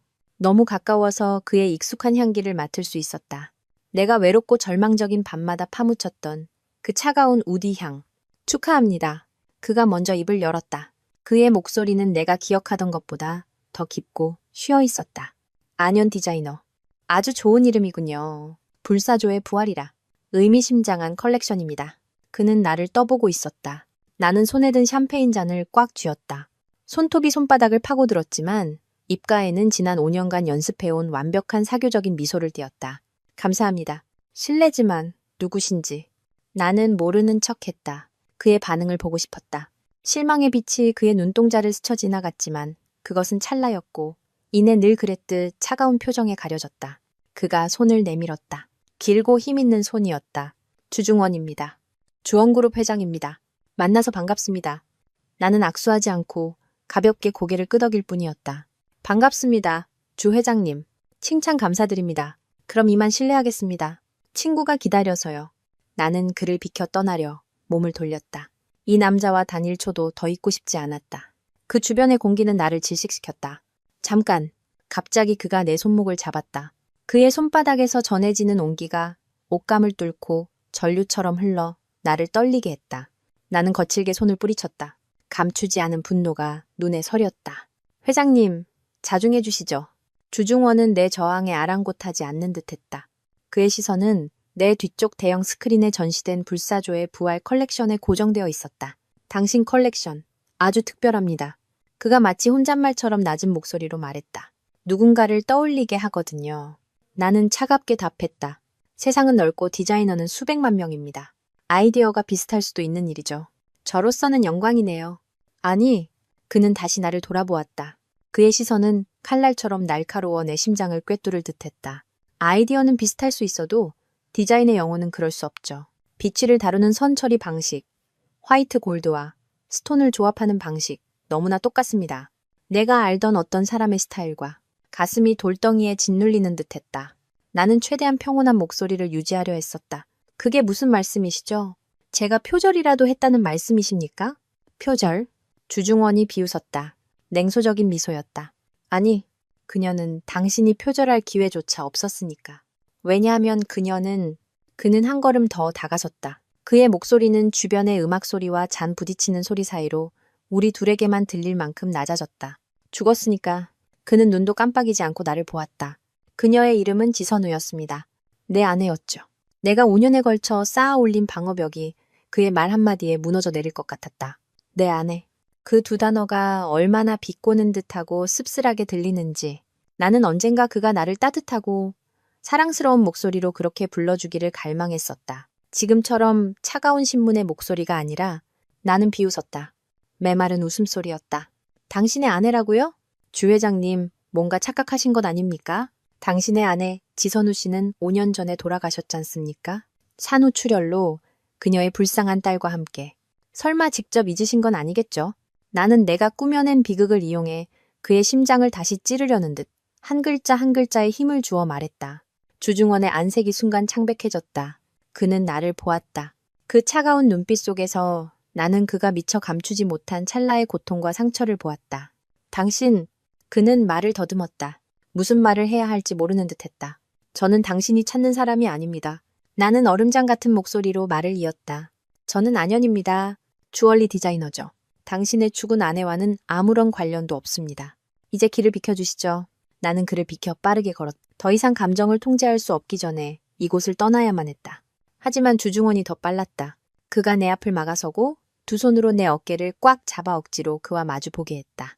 거짓말 그만해. 선우야, 네가 날 속일 수 있을 것 같아? 머리 모양, 화장법은 바꿀 수 있어도 네 눈빛은 아니야. 네가 화났을 때의 눈빛, 강한 척, 애쓸 때의 눈빛. 5년이 지나도 조금도 변하지 않았어. 이거 놔. 나는 몸부림쳤지만 그의 힘이 너무 강했다. 왜? 그가 으르렁거렸다. 그의 목소리는 평소의 침착함을 잃고 갈라져 있었다. 왜 그런 짓을 한 거야? 왜 그런 잔인한 연극을 꾸민 거냐고. 지난 5년간 내가 어떻게 살았는지 알아? 당신이 어떻게 살았든 나랑 무슨 상관인데. 나도 소리쳤다. 눈물이 터져 나오기 직전이었다. 나한테 왜냐고 물어? 그럼 당신 자신한테나 물어봐. 당신이 나한테 무슨 짓을 했는지, 당신이 당신 아이들한테 무슨 짓을 했는지. 거기까지 말했을 때 나는 더 이상 참을 수 없었다. 눈물이 하염없이 쏟아졌다. 그의 앞에서 울고 싶지 않았다. 약한 모습을 보이고 싶지 않았다. 하지만 5년간 억눌러온 울분이 마침내 터져나왔다. 주중원은 내가 아이들을 언급하자 얼어붙었다. 그는 손에서 힘을 빼고 나를 뚫어져라 쳐다보며 떨리는 목소리로 물었다. 아이들? 아이들이라고 했어? 나는 황급히 손으로 입을 막았다. 젠장. 내가 실언을 했어. 한 명이 아니었어? 주중원은 넋나간 사람처럼 되뇌었다. 한 명 이상이었다고? 그는 나를 보았다. 그의 눈빛은 당혹감에서 고통으로, 그리고 절망으로 변해갔다. 내가 뭘 잘못한 거야? 선우야, 말해줘. 도대체 내가 뭘 잘못한 거냐고. 바로 그때 멀리서 걱정스러운 목소리가 들려왔다. 안연 괜찮아? 지평이었다. 그가 나를 찾아왔다. 그는 빠르게 다가와 나를 주중원에게서 떼어내고 내 앞을 막아섰다. 회장님, 제 친구를 곤란하게 하고 계십니다. 주중원은 지평을 보고 다시 나를 보았다. 그의 눈빛은 무언가 말하고 싶어 하는 듯 했지만 결국 그는 씁쓸하게 웃을 뿐이었다. 그는 한 걸음 물러서며 명함 한 장을 내밀었다. 내 번호요. 파리에 일주일간 머물 겁니다. 설명이 필요해요. 아이들을 위해서. 괜찮아? 지평이 내 어깨를 가볍게 흔들며 걱정스럽게 물었다. 나는 고개를 저었다. 몸이 여전히 떨렸다. 나는 인파 속으로 사라지는 주중원의 뒷모습을 보며 마음이 실타래처럼 엉켰다. 그가 날 알아봤어. 알고 있어. 지평이 한숨을 쉬었다. 그가 여기에 나타났을 때부터 언젠가 이런 일이 생길 줄 알았어. 일단 호텔로 돌아가자. 여긴 이야기하기에 좋지 않아. 호텔 방으로 돌아와 나는 소파에 주저앉았다. 온몸의 기운이 다 빠져나간 기분이었다. 지평이 따뜻한 물 한 잔을 따라주었다. 그 사람이 왜 여기에 있는 거야? 지평아? 나는 갈라진 목소리로 물었다. 이렇게 넓은 세상에 왜 하필 파리에서 왜 하필 오늘이야? 아마 운명이겠지. 지평의 목소리가 낮게 가라앉았다. 사람 시켜서 알아봤어. 조직위원회의 초청으로 온 거야. 주원그룹이 유럽 시장 진출을 계획하고 있대. 그들은 안연히 지선우라는 사실을 전혀 몰랐어. 나는 씁쓸하게 비웃었다. 운명. 운명이라면 너무나 잔인한 운명이었다. 이제 어쩔 생각이야? 지평이 물었다. 그는 진실을 알았어. 쉽게 포기하지 않을 거야. 특히 아이들의 존재를 알게 된 이상. 나는 머리를 감싸쥐었다. 막막했다. 어떻게 해야 할까? 끝까지 부인해야 할까? 아니면 모든 사실을 털어놓아야 할까? 만약 털어놓는다면 그가 아이들을 내게서 빼앗아가지 않을까? 모르겠어. 나는 무력하게 고백했다. 너무 무서워, 지평아. 아이들을 잃을까봐 무서워. 지평이 내 옆에 앉아 어깨를 감싸며 위로했다. 두려워하지 마. 스위스 법이 너희 모자를 보호해 줄 거야. 내 동의 없이는 아무것도 할 수 없어. 바로 그때 내 휴대폰이 울렸다. 모르는 번호였다. 나는 직감적으로 누구인지 알 수 있었다. 전화를 받아야 할지 망설였다. 받아봐. 지평이 말했다. 피하는 건 해결책이 아니야. 그가 뭘 원하는지 알아야 해. 나는 깊은 숨을 들이쉬고 통화 버튼을 눌렀다. 여보세요. 나 좀 만날 수 있을까? 수화기 저편에서 주중원의 쉬고 지친 목소리가 들려왔다. 10분이면 돼. 호텔 로비 카페에서. 아무 짓도 안 해. 그냥 이야기하고 싶어. 나는 침묵했다. 제발, 선우야. 그가 애원하는 듯한 목소리로 덧붙였다. 아이들을 위해서. 바로 그 아이들이라는 두 글자가 내 가장 약한 부분을 건드렸다. 좋아요. 나는 답했다. 10분. 나는 전화를 끊고 지평을 보았다. 만나봐야겠어. 같이 가줄까? 나는 고개를 저었다. 이건 나와 그 사람의 문제야. 나 혼자 맞서야 해. 카페는 한산했다. 주중원은 구석진 자리에 이미 앉아 기다리고 있었다. 그는 슈트를 벗고 평범한 흰 셔츠 차림이었지만 파티장에서보다 더 지쳐 보였다. 나는 맞은편에 앉아 음료를 주문하지 않았다. 10분입니다. 주중원은 나를 보았다. 그의 눈빛은 복잡했다. 고통, 후회, 그리고 분노까지 담겨 있었다. 왜? 그가 단도직입적으로 물었다. 왜 나한테 거짓말을 한 거야? 왜 나랑 아이가 죽었다고 생각하게 만든 거냐고. 나는 그의 눈을 똑바로 쳐다보며 차갑게 말했다. 당신이 저한테 그 질문을 할 자격이 있다고 생각하세요? 저한테 왜냐고 묻기 전에 당신부터 대답해 보세요. 왜 여다경이랑 산부인과에 갔었죠? 왜 당신 아내가 뱃속에 당신 아이들을 품고 있을 때 당신은 그녀와의 아이를 기쁘게 기다리고 있었냐고요. 주중원의 안색이 변했다. 그는 마치 믿을 수 없는 이야기를 들은 사람처럼 얼어붙었다. 나랑 다경이의 아이라고? 무슨 소리야? 연기하지 마세요. 나는 더 이상 평정심을 유지하지 못하고 테이블을 내리쳤다. 내 귀로 똑똑히 들었어요. 의사가 두 사람을 축하하는 걸. 내 눈으로 똑똑히 봤어요. 당신이 그녀 손을 잡고 있는 걸. 내가 장님인 줄 알아요? 주중원은 나를 보았다. 그의 눈에 서린 당혹감은 연기 같지 않았다. 선우야, 당신이 거기 있었어?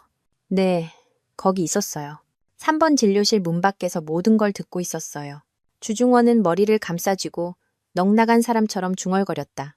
세상에, 그래서 당신이, 그는 고개를 들어 나를 보았다. 그의 목소리는 씁쓸함과 절망으로 가득했다. 선우야, 당신이 오해한 거야. 모든 게 당신이 생각하는 것과 달라. 오해라고요? 나는 비웃었다. 증거가 명백한데 아직도 부인하고 싶으세요? 여다경은 임신한 적 없어. 주중원이 단호하게 말했다. 그건 연극이었어. 나를 속이려고 그녀가 꾸민 연극. 그날 내가 병원에 간 건 그녀의 거짓말을 밝히기 위해서였어. 내가 그녀 손을 잡은 건 더 이상 연기하지 말라고 경고하기 위해서였고, 나는 몰랐어. 당신이 거기서 그 모든 걸 보고 있을 줄은. 머릿속이 혼란스러웠다. 주중원의 말은 벼락처럼 내 귀를 때렸다. 여다경은 임신한 적이 없다고. 그건 연극이었다고. 그는 그녀를 폭로하기 위해 병원에 간 것이었다고. 아니야. 그럴 리 없어. 나는 중얼거리며 고개를 저었다. 거짓말. 당신 자신을 변호하려고 하는 거짓말이야. 거짓말 아니야. 주중원이 간절하게 말했다. 증거도 있어. 그녀의 진료 기록, 그날 나와 그녀의 대화 녹음 파일 다 보여줄 수 있어. 선우야, 내가 잘못했다는 거 인정해. 내가 너무 차가웠고 당신 감정을 돌볼 줄 몰랐어. 하지만 맹세컨대 난 당신을 배신한 적 없어. 나는 그의 눈에서 거짓의 흔적을 찾으려 애썼다. 하지만 아니었다. 내가 본 것은 진심, 고통, 그리고 끝없는 후회뿐이었다. 만약 그의 말이 사실이라면 나는 지난 5년간 대체 무슨 짓을 한 거지? 나는 죽음을 위장하고 증오를 품고 아이들의 부자 관계를 끊어버렸다. 그 모든 것이 단지 오해 때문이었다고? 너무나 잔인한 진실이었다. 나는 받아들일 수 없었다. 나는 벌떡 일어섰다. 안 믿어. 더 이상 아무것도 듣고 싶지 않아. 나는 등을 돌려 도망쳤다.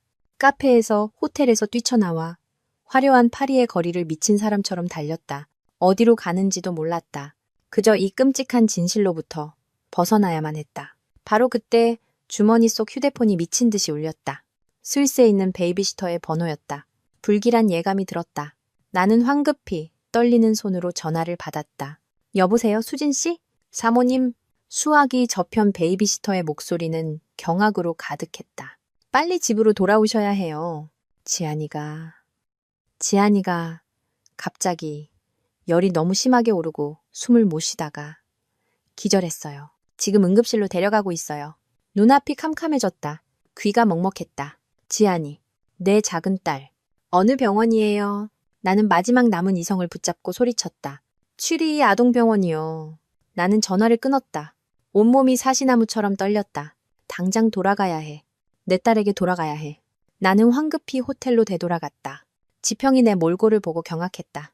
선우야, 무슨 일이야? 지안이가 응급실에 실려갔대. 당장 스위스로 돌아가야겠어. 지평은 더 묻지 않았다. 그는 그저 말했다. 알았어. 가장 빠른 비행편으로 예약할게. 나는 황급히 짐을 챙겼다. 손발이 허둥댔고 머릿속은 텅 비었다. 주중원, 진실, 그 모든 것은 이제 더 이상 중요하지 않았다.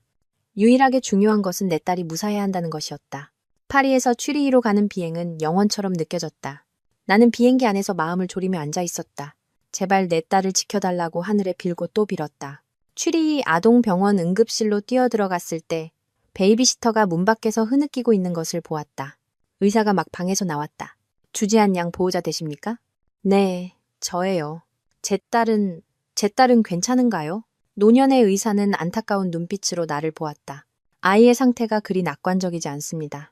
조사 내 후유증으로 보이는 혈액 질환이 의심됩니다. 급성 골수 기능 저하로 최대한 빨리 골수 이식이 필요합니다. 골수 이식이요? 귀가 먹먹해졌다. 네. 의사의 목소리는 심각했다. 그리고 가장 큰 문제는 아이의 혈액형이 AB형 RH로 극히 드문 혈액형이라는 겁니다. 이 혈액형을 가진 사람은 인구의 1%도 채 되지 않습니다. 병원 혈액은행에도 재고가 없습니다. 지금 당장 적합한 골수 기증자를 찾아야 합니다. AB형 RH. 나는 얼어붙었다. 이 혈액형. 어디선가 들어본 적이 있었다. 맞다. 예전에 봤던 주중원의 건강기록 파일에서. 그건 바로 그의 혈액형이었다. 내 온 세상이 무너져 내렸다. 내 딸은 위독하고 당장 골수 이식이 필요한데 딸을 살릴 수 있는 유일한 가능성을 가진 사람이 바로 내가 가장 증오하는 남자. 내가 필사적으로 도망치려 했던 그 남자라니. 운명은 왜 나를 이토록 희롱하는가? 선생님? 나는 떨리는 목소리로 물었다. 그럼 저나 아이의 두 오빠는요? 저희도 검사해 볼 수 없을까요? 의사는 고개를 저었다. 불가능합니다. 보호자님과 두 아드님은 AB형, RH, 혈액형일 수 없습니다. 아이와 동일한 혈액형을 가진 사람을 찾아야 합니다. 나는 대기실 의자에 주저앉았다. 무력감이 나를 덮쳤다. 어떻게 해야 할까? 그에게 애원해야 할까? 아이들의 존재를 밝히고 그가 그것을 빌미로 아이들을 빼앗아가게 해야 할까? 아니, 그럴 수 없어. 나는 거의 울먹이며 지평에게 전화를 걸어 모든 것을 털어놓았다. 수화기 저편의 지평도 말을 잃었다. 선우야, 할 말이 없네. 이건 지평아. 나 좀 도와줄 수 있을까? 나는 애원했다. 내 인맥을 동원해서 국제골수은행을 뒤져봐 줄 수 있어?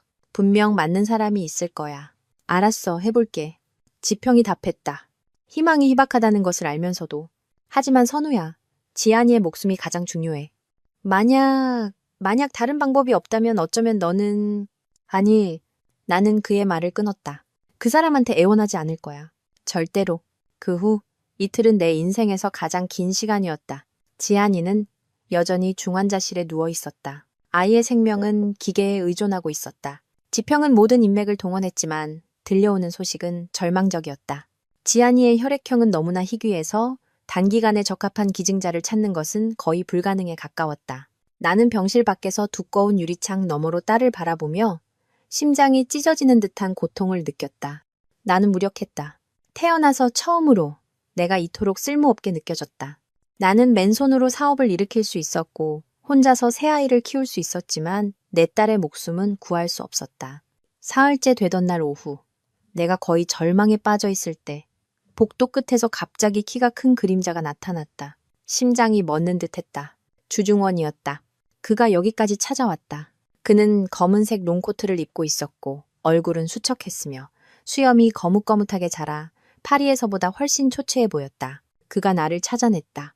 그가 모든 것을 알게 되었다. 그는 나를 향해 빠르게 걸어왔다. 그의 시선은 지안이의 병실에 고정되어 있었다. 그는 나를 보지도 말 한마디 걸지도 않았다.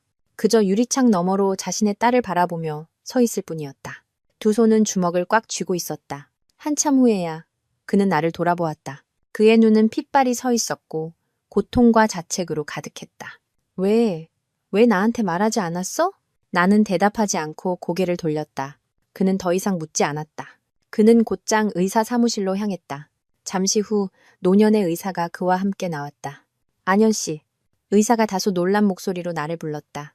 여기 주 회장님께서 아이와 혈액형이 같다고 하시는군요. 지금 바로 검사를 진행하겠습니다.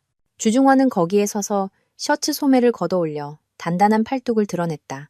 그는 나를 보지 않고 그저 의사에게 쉬고 단호한 목소리로 말했다. 선생님, 결과가 어떻든 상관없습니다. 아이만 살릴 수 있다면 제 골수를 가져가십시오. 얼마든지, 조건 없이. 검사 결과는 그날 오후 바로 나왔다. 완벽하게 일치했다. 의사는 기적이라고 했다. 가족 간에도 이렇게 완벽하게 일치하는 경우는 드물다고. 나는 그 말을 들으며 마음이 복잡했다. 이 기적이 내가 세상에서 가장 빚지고 싶지 않은 남자에게서 왔다니. 수술은 다음 날로 잡혔다. 그날 밤 병원 복도는 길고 고요했다. 희미한 노란 불빛만이 차가운 타일 바닥을 비추고 있었다. 나와 주중원은 대기 의자 양 끝에 앉아 아무 말도 하지 않았다. 우리 사이의 거리는 불과 몇 미터였지만 하늘과 땅처럼 멀게 느껴졌다. 나는 그가 무슨 생각을 하는지 알 수 없었다. 내 머릿속은 온통 연약한 지안이의 모습뿐이었다. 한참 후에야 주중원이 숨막히는 침묵을 깨고 쉬어버린 목소리로 입을 열었다. 미안해. 나는 대답하지 않고 여전히 앞에 흰 벽을 무표정하게 바라보았다. 모든 것에 대해서. 그가 말을 이었다. 그의 목소리에는 끝없는 피로감이 묻어났다. 지금 와서 무슨 말을 한들 소용없다는 거 알아. 하지만 네가 알아야 할 진실이 있다고 생각해. 그는 이야기하기 시작했다. 귀국한 여다경이 자신을 찾아와 임신했다며 울고불고 매달렸던 일. 그의 의심. 그가 몰래 조사하여 그것이 거짓말임을 알게 된 일. 그날 병원에서 그녀를 만난 것은 임신검사를 위해서가 아니라 의사 앞에서 그녀의 연극을 폭로하고 대질하기 위해서였다고. 내가 너무 어리석었어. 주중원의 목소리가 자책감으로 가라앉았다. 너무 자신만만했지. 널 걱정시키지 않고 조용히 모든 걸 해결할 수 있을 거라고 생각했어. 나는 몰랐어.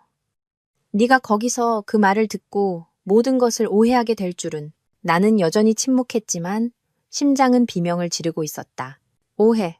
5년간 이어진 비극. 나의 도망, 아이들의 고통. 그 모든 것이 단지 오해에서 비롯되었다고? 그럼 왜? 나는 마침내 떨리는 목소리로 입을 열었다. 모든 게 오해였다면 왜 설명하지 않았어요? 왜 내가 떠나도록 내버려뒀죠? 왜 내가 죽었다고 생각하게 내버려뒀냐고요? 주중원은 씁쓸하고 절망적인 미소를 지었다. 설명? 그날 밤 집에 돌아가서 바로 설명하려고 했어. 하지만 내가 집에 갔을 땐 넌 이미 없었어. 너한테 전화했지만 받지 않았고 사방에 사람을 풀어 널 찾았어. 그리고 병원에서 연락이 왔지. 그는 잠시 말을 멈추고 깊은 숨을 들이쉬었다. 네가 죽었다고 했어. 사망진단서를 보여줬고 흰 천에 덮인 시신을 보여줬어. 모든 사람이 네가 죽었다고 말했어. 선우야, 그때 내 심정이 어땠을지 상상이가? 내 온 세상이 무너져 내렸어. 난 믿었어. 내가 너와 아이를 영원히 잃었다고. 정말로 믿었어. 눈물이 흐르기 시작했다.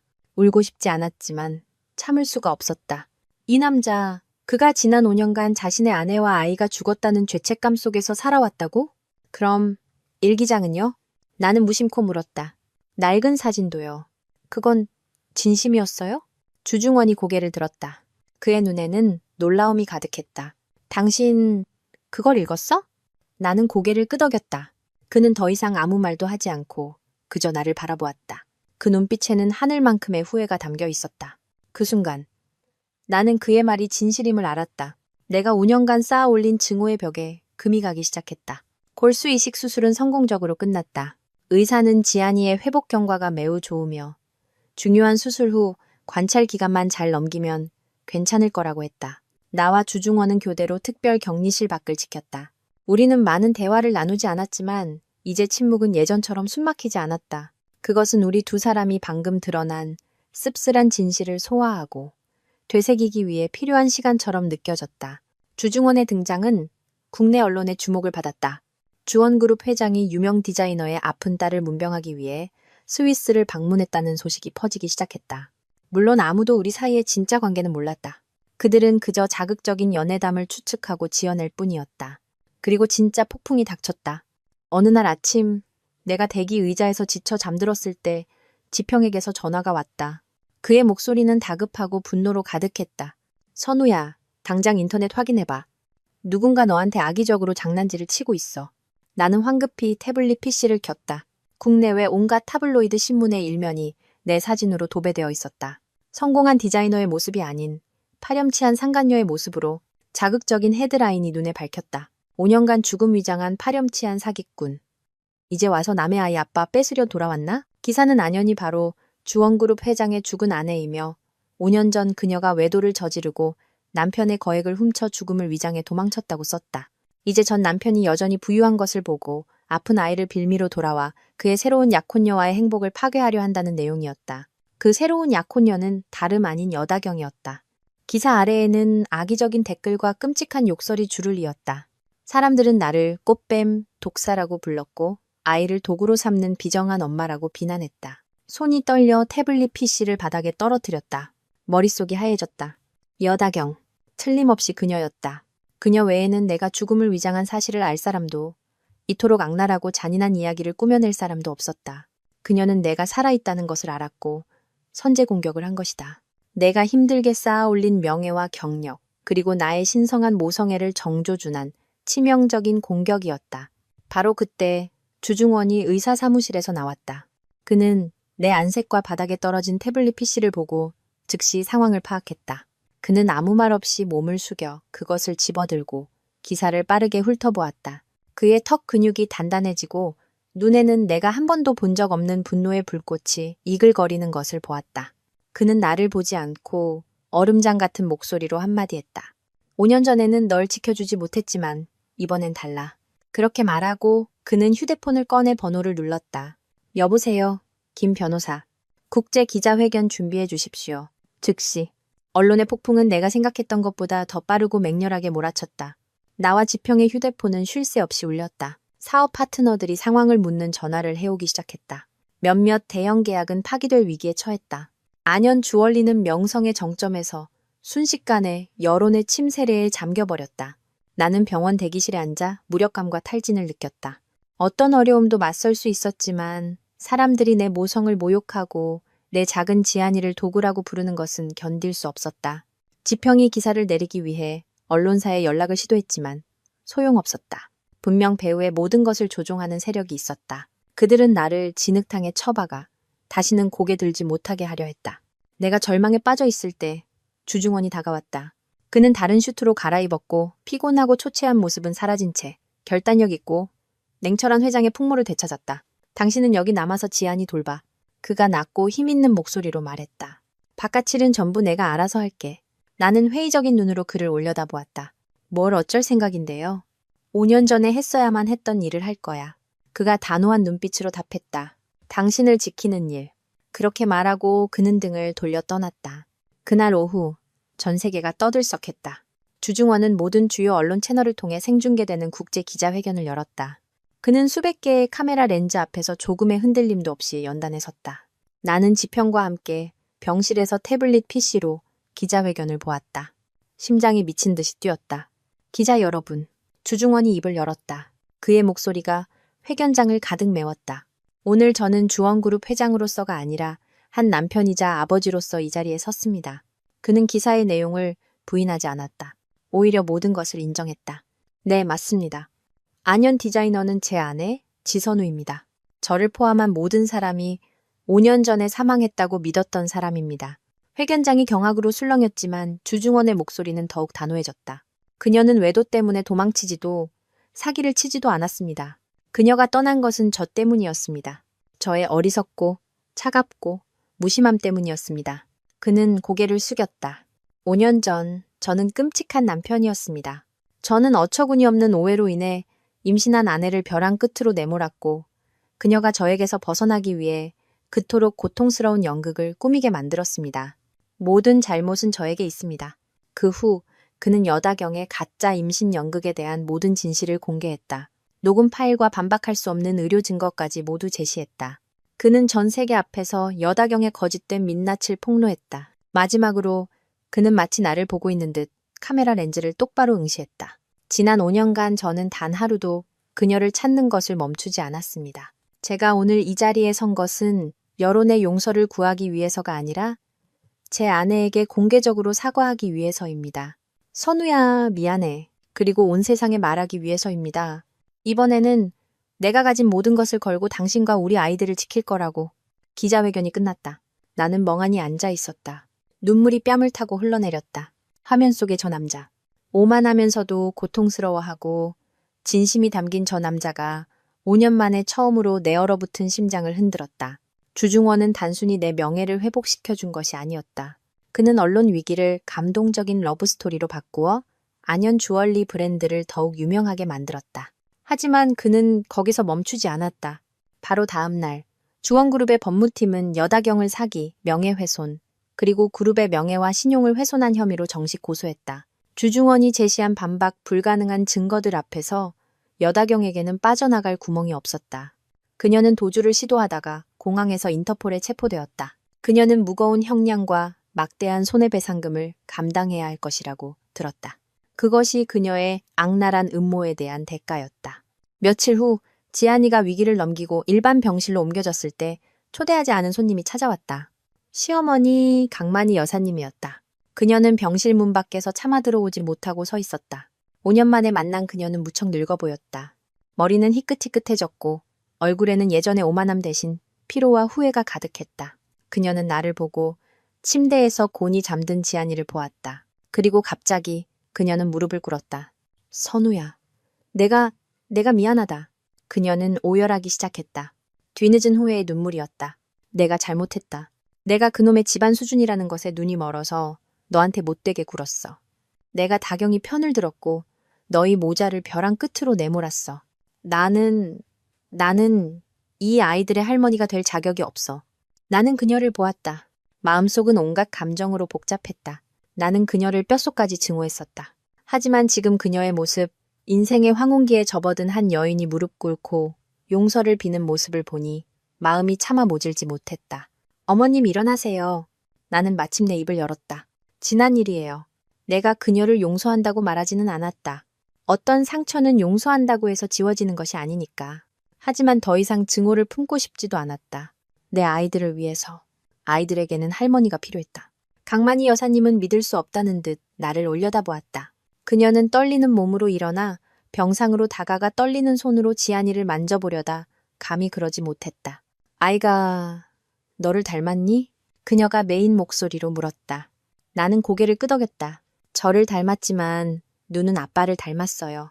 그 말을 듣자 강만희 여사님은 다시 울음을 터뜨렸다. 이번에는 행복의 눈물이었다.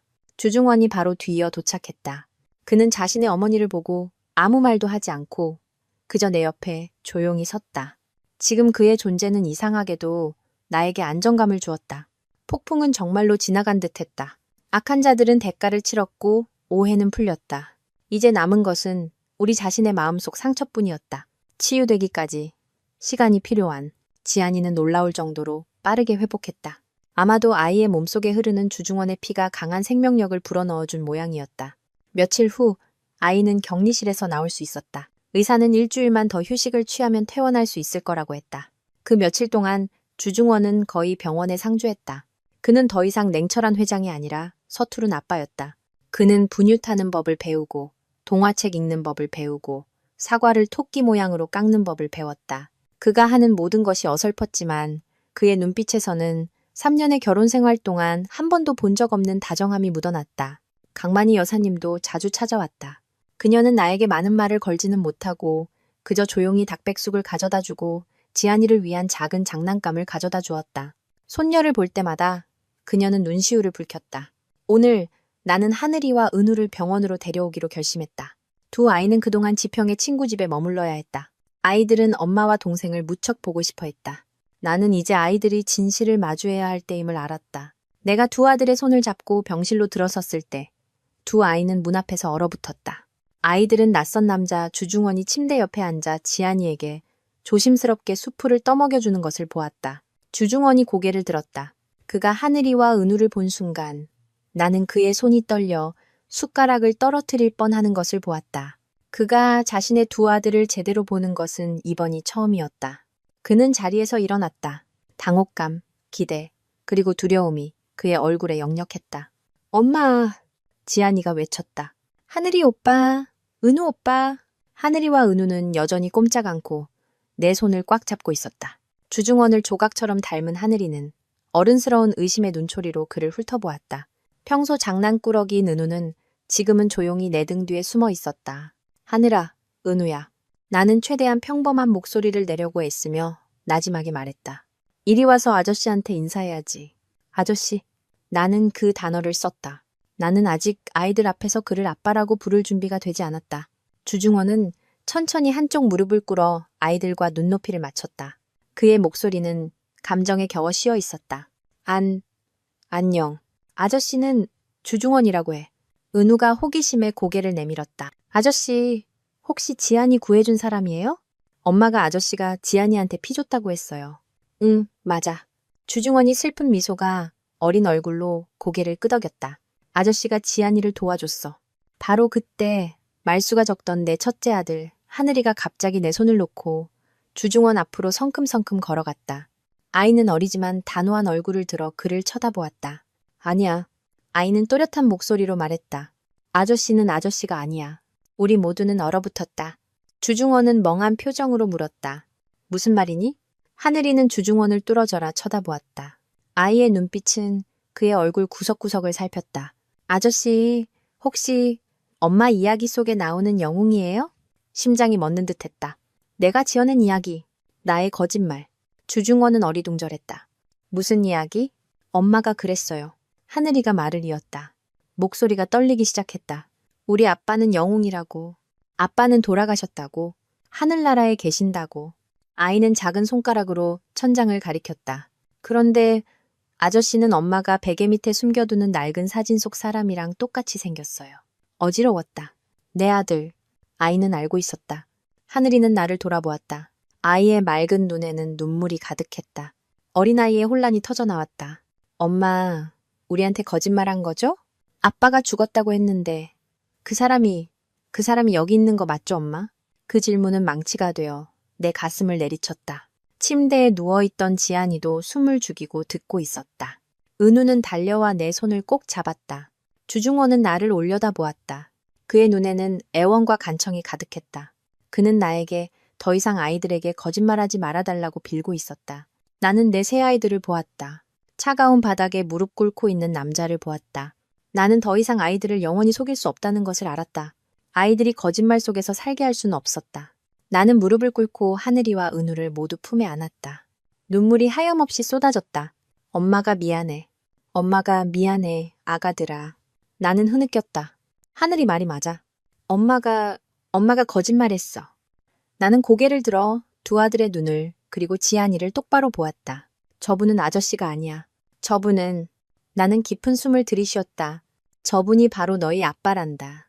병원에서 진실이 밝혀진 그날 이후 모든 것이 변한 듯했다. 나와 주중원 사이에 있던 보이지 않는 얼음벽이 완전히 녹아내렸다. 하늘이와 은우는 처음의 충격 이후 내가 생각했던 것보다 훨씬 빨리 사실을 받아들였다. 아마도 아이들의 여린 영혼 깊은 곳에서는 늘 아빠를 갈망하고 있었는지도 모른다. 지안이가 퇴원하여 비행기를 탈 수 있을 만큼 건강해졌을 때 주중원은 모든 것을 준비했다. 그는 전용기를 쓰지도 과시하지도 않았다. 그저 우리 모자의 절대적인 안전을 위해 의사를 동반한 비즈니스 클래스 좌석을 조용히 예약했을 뿐이었다. 5년 전 비 내리던 밤에 떠났던 익숙한 도시에 비행기가 착륙했을 때 내 마음은 만감이 교차했다. 나는 더 이상 도망자의 신분으로 돌아온 것이 아니었다. 나 자신도 내가 지금 어떤 신분인지 알 수 없었다. 편안한 7인승 차량이 대기하고 있었다. 나는 그가 우리를 그 차갑고 슬픈 기억으로 가득한 대저택으로 데려갈 것이라고 생각했다. 나는 거절할 마음의 준비를 하고 있었다. 하지만 차는 그 방향으로 가지 않았다. 차는 교회로 빠져나가 푸른 나무가 우거진 길을 따라 달렸다. 마침내 차는 맑은 호수 옆에 평화롭게 자리 잡은 예쁜 2층짜리 목조 주택 앞에 멈췄다. 집에는 내가 가장 좋아하는 꽃인 구절초가 가득한 정원이 있었다. 여긴 어디예요? 나는 놀라서 주중원에게 물었다. 주중원은 곤히 잠든 지안이를 조심스럽게 차에서 안아내리고 있었다. 그는 나를 보지 않고 나지막이 말했다. 우리 집. 내가 얼어붙자 그가 황급히 설명했다. 당신이 옛날 집으로 돌아가고 싶어 하지 않을 거라는 거 알아. 그곳엔 너무 안 좋은 기억이 많으니까. 여긴 몇 년 전에 사둔 곳인데 가끔 현실에서 도망치고 싶을 때 오곤 했어. 당신이랑 아이들이 좋아했으면 좋겠네. 하늘이와 은우는 호수와 푸른 잔디밭을 보자 마셔 기쁨의 함성을 지르며 정원으로 뛰어나갔다. 아이들의 맑은 웃음소리가 내 안의 답답함을 씻어내는 듯했다. 이 집은 따뜻했다. 햇살이 있었고 나무와 풀꽃의 향기가 있었다. 화려한 감옥이 아닌 보금자리 같았다. 그날 밤 새아이가 예쁜 다락방에서 곤히 잠든 후 나와 주중원은 발코니에 서서 은빛 달을 비추는 고요한 호수면을 바라보았다. 고마워요. 내가 나지막이 말했다. 이 집도 그리고 지안이 일도. 그가 몸을 돌려 난간에 기대어 나와 마주섰다. 선우야, 난 당신의 감사는 필요 없어. 난 그냥 기회가 필요해. 나는 긴장했다. 기회라뇨? 알아. 그가 내가 말을 끊을까봐 두렵다는 듯 빠르게 말했다. 내가 당신한테 저지른 일은 용서받을 수 없다는 거. 당신의 지옥 같았던 5년, 나의 죄책감으로 가득했던 5년, 전부 되돌릴 수 없지. 당신에게 용서를 구하지도, 당장 나에게 돌아와 달라고 요구하지도 않을 거야. 그는 나를 보았다.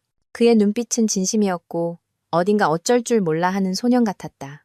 권력 있고 냉철하던 그 남자가 잘못을 저지르고 판결을 기다리는 아이처럼 보였다. 나한테 처음부터 다시 시작할 기회를 줄 수 있을까? 나는 놀랐다. 처음부터 다시 시작한다고요? 그래. 그가 고개를 끄덕였다. 그는 나를 보았다. 우리가 결혼했었다는 사실은 잊어줘. 나랑 데이트할 기회를 줘. 내가 지금의 나는 5년 전의 나와 완전히 다른 사람이라는 걸 행동으로 증명할게. 그가 나에게 데이트를 신청하고 있었다. 이 모든 일 끝에 새 아이를 둔 후에 바로 대답하지 않아도 돼. 내 침묵을 보고 그가 말했다.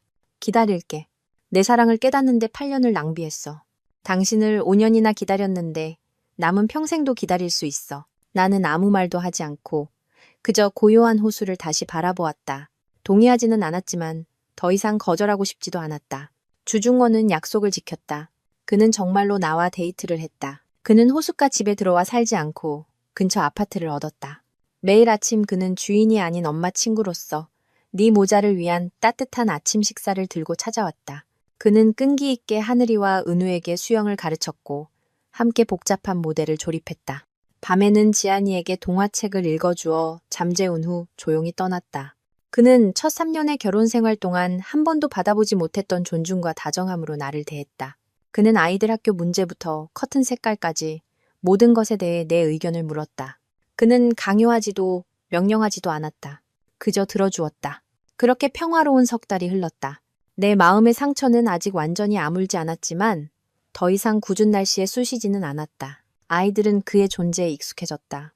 처음에 어색했던 아빠라는 호칭은 이제 자연스럽고 다정해졌다. 화창한 주말이었다. 주중원은 나를 데려갈 곳이 있다며 깜짝 선물이 있다고 했다. 그는 지평과 시어머니께 아이들을 맡겼다. 지평은 우리를 보러 와 있었고 시어머니는 손주들과 가까이 있고 싶어 거의 주중원의 아파트에 살다시피 했다. 나는 조금 궁금해졌다. 그는 나를 다시 도심으로 데려갔다. 차는 한 대형 아트 갤러리 앞에 멈췄다. 나는 즉시 이곳을 알아보았다. 7년 전 내가 청춘스타 디자인 공모전에 참가했던 곳. 그의 낡은 사진 속에서 보았던 바로 그 장소였다. 우리가 처음 만났던 곳. 그가 따뜻하게 미소 지으며 내 손을 잡았다. 바로 대답하지 않아도 돼. 그가 나를 안으로 이끌었다. 내 생각과는 달리 갤러리 안은 텅 비고 어두웠다. 중원 씨, 깜짝 선물이 뭐예요? 나는 조금 긴장하며 물었다. 그는 대답하지 않고 내 등 뒤에 서서 부드럽게 말했다. 선우야, 그날 당신 발표 기억나? 주얼리는 무생물이 아니라 그걸 만든 사람의 영혼을 담고 있다고 했지. 불 속에서 다시 태어나는 불사조라고. 그리고 그가 손가락을 튕겼다. 갤러리의 모든 조명이 켜졌다. 나는 숨이 멎을 듯 놀랐다. 넓은 공간에는 다른 어떤 예술 작품도 없이 오직 나의 디자인들만이 전시되어 있었다. 빛바랜 학생 시절의 서투른 스케치부터 파리에서 나에게 영광을 안겨준 화려한 불사조의 부활 컬렉션까지. 모든 것이 액자에 담겨 조명을 받으며 귀중한 보물처럼 소중하게 다루어지고 있었다. 갤러리 중앙 검은 벨벳 단상 위에는 반지 하나가 놓여 있었다. 우리의 낡은 결혼 반지가 아니었다. 이것은 완전히 새로운 디자인이었다. 정교하게 제작된 불사조가 몸을 휘감아 날아오르며 파리에서 내가 입었던 드레스 색과 똑같은 반짝이는 사파이어 블루 다이아몬드를 물고 있었다. 선우야. 주중원의 목소리가 떨렸다. 그가 내 앞에서 천천히 한쪽 무릎을 꿇었다. 7년 전, 바로 이곳에서 당신을 보고 당신이 내 운명이라는 걸 알았어. 하지만 난 너무 어리석고 너무 오만했지. 정략 결혼으로 당신을 묶어두려 했고 침묵으로 내 사랑을 숨겼어. 난 세상에서 가장 끔찍한 놈이었어. 내 눈에서 눈물이 흐르기 시작했다. 지난 5년간 난 영혼 없는 껍데기처럼 살았어. 희망 없이 당신을 찾아다녔지. 이제 하늘이 날 불쌍히 여겨 다시 당신을 찾게 해주셨으니 다시 한번 당신에게 빌고 싶어. 그가 반지 상자를 열었다. 지선우 혹은 안연, 나와 다시 한번 결혼해주겠어? 책임감 때문도 아이들 때문도 아니야. 내가 당신을 사랑하니까. 내 목숨보다 더 사랑하니까. 나는 그 자리에 서서 소리내어 울었다. 아무 말도 할 수 없었다. 엄마, 승낙하세요. 새아이의 목소리가 합창처럼 울려 퍼졌다. 나는 깜짝 놀라 돌아보았다. 하늘이, 은우, 그리고 지안이가 벽 뒤에서 뛰어나오고 있었다. 아이들의 손에는 붉은 장미가 들려 있었다. 지평과 시어머니도 거기 있었다. 눈물 사이로 온화하게 미소 짓고 있었다. 지안이가 달려와 내 다리를 안고 반짝이는 눈으로 올려다보았다. 엄마, 아빠랑 결혼해요. 아빠가 다시는 엄마 울리지 않겠다고 약속했어요. 저도 진짜 가족이 갖고 싶어요. 나는 내 앞에 무릎 꿇고 있는 남자, 주중원을 보았다. 하지만 난 너무 어리석고 너무 오만했지. 나는 내 새아이들을 보았다. 나는 떨리는 손을 내밀었다. 네라고 말하는 대신 눈물 사이로 말했다. 일어나요. 반지 끼워줘요. 우리는 성대한 결혼식을 올리지 않았다. 생사, 이별, 그리고 지독한 오해를 거쳐온 행복은 온 세상에 과시할 필요가 없었다. 그저 진실하면 되었다. 폭풍 후 뒤에 평온함이면 좋겠다. 우리는 혼인신고를 하고 호숫가 집에서 작고 따뜻한 파티를 열었다. 그 파티에는 우리와 새아이, 지평, 그리고 시어머니만이 있었다. 나의 삶은 이제 이른 아침 햇살 속에서 외로움과 두려움이 아닌 평온함 속에서 눈을 뜬다. 나는 더 이상 강한 불사조인 척 허세를 부릴 필요가 없었다. 약해져도 괜찮았다. 언제나 든든한 품이 곁에 있다는 것을 아니까. 오늘은 일요일이다. 평소보다 늦게 일어났다. 옆자리에 주중원이 없었다. 살며시 미소 지으며 얇은 스웨터를 걸치고 발코니로 나갔다. 호숫가 푸른 잔디밭 위로 내 마음을 녹이는 광경이 펼쳐져 있었다. 냉철한 회장이었던 남자. 평생 가족이라는 단어와는 거리가 멀 것이라 생각했던 남자. 주중원이 지금은 평범한 티셔츠 차림으로 무릎에 흙을 잔뜩 묻힌 채 하늘이 은우와 함께 작은 캔버스 텐트를 치고 있었다. 아빠, 이 말뚝은 더 깊이 박아야 해요. 호수바람에 날아가겠어요. 하늘이가 꼬마 어른처럼 진지하게 지휘했다. 아빠, 이것 좀 보세요. 제가 빨간 고추 잠자리를 잡았어요. 은우는 전리품을 자랑하며 외쳤다. 지안이는 근처 피크닉 매트 위에 앉아 두 오빠와 아빠를 보며 손뼉을 치며 응원하고 있었다.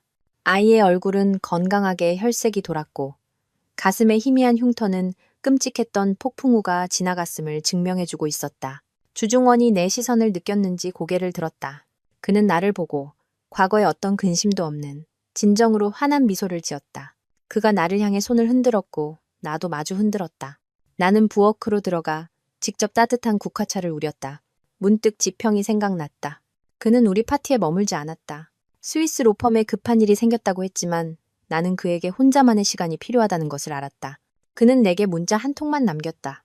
반드시 행복해야 해. 선우야, 넌 그럴 자격이 있어. 나의 온전한 행복 속에는 그의 말없는 희생과 아쉬움이 깃들어 있음을 안다. 말로는 평생 갚을 수 없는 은혜의 빚이 있다. 시어머니도 생각났다. 그녀는 고향의 옛집으로 돌아갔다. 도시는 시끄러워 노인에게 맞지 않는다고 했지만 나는 그녀가 우리에게 사적인 공간을 남겨주려 함을 알았다. 가끔 그녀는 영상통화를 걸어와 제잘거리는 새 손주를 보기만 했다. 그녀의 목소리는 이제 온화하고 따뜻했다. 어떤 잘못은 시간이 씻어준다. 비록 흉터는 남을지라도. 나는 차를 들고 정원으로 나갔다. 호수 바람이 풀과 나무의 맑은 향기를 싣고 부드럽게 불어왔다. 아, 엄마 나왔다. 지안이가 나를 먼저 보고 소리치며 달려와 내 다리에 매달렸다. 주중원도 다가왔다. 그의 손은 흙투성이었지만 그는 개의치 않고 내 허리를 감싸 안아 익숙하고 부드럽게 나를 끌어당겼다. 잘 잤어? 나는 그의 어깨에 기대며 고개를 끄덕였다. 아주 잘. 나는 제잘거리며 노는 새아이를 보았다. 내 옆에 남자를 보았다. 과거는 오해와 고통, 눈물로 가득한 낡은 필름 같았다. 나는 내 심장의 상처가 영원히 아물지 않을 거라고 생각했다. 내 인생에는 증오와 일밖에 남지 않았을 거라고 생각했다. 하지만 아니었다. 인생은 언제나 놀라움으로 가득했다. 사랑이 충분히 진실하고 끈기 있다면 정말로 모든 것을 치유할 수 있었다. 내일이 어떻게 될지는 모른다. 인생이 또 다른 폭풍우를 몰고 올지도 모른다. 하지만 나는 안다. 바로 지금, 바로 여기, 이 고요한 호숫가에서 나는 평온하다는 것을, 내 가족이 여기에 있고 내 행복이 여기에 있다는 것을. 잿더미 속에서 부활한 불사조처럼 나는 마침내 나만의 하늘을 찾았다.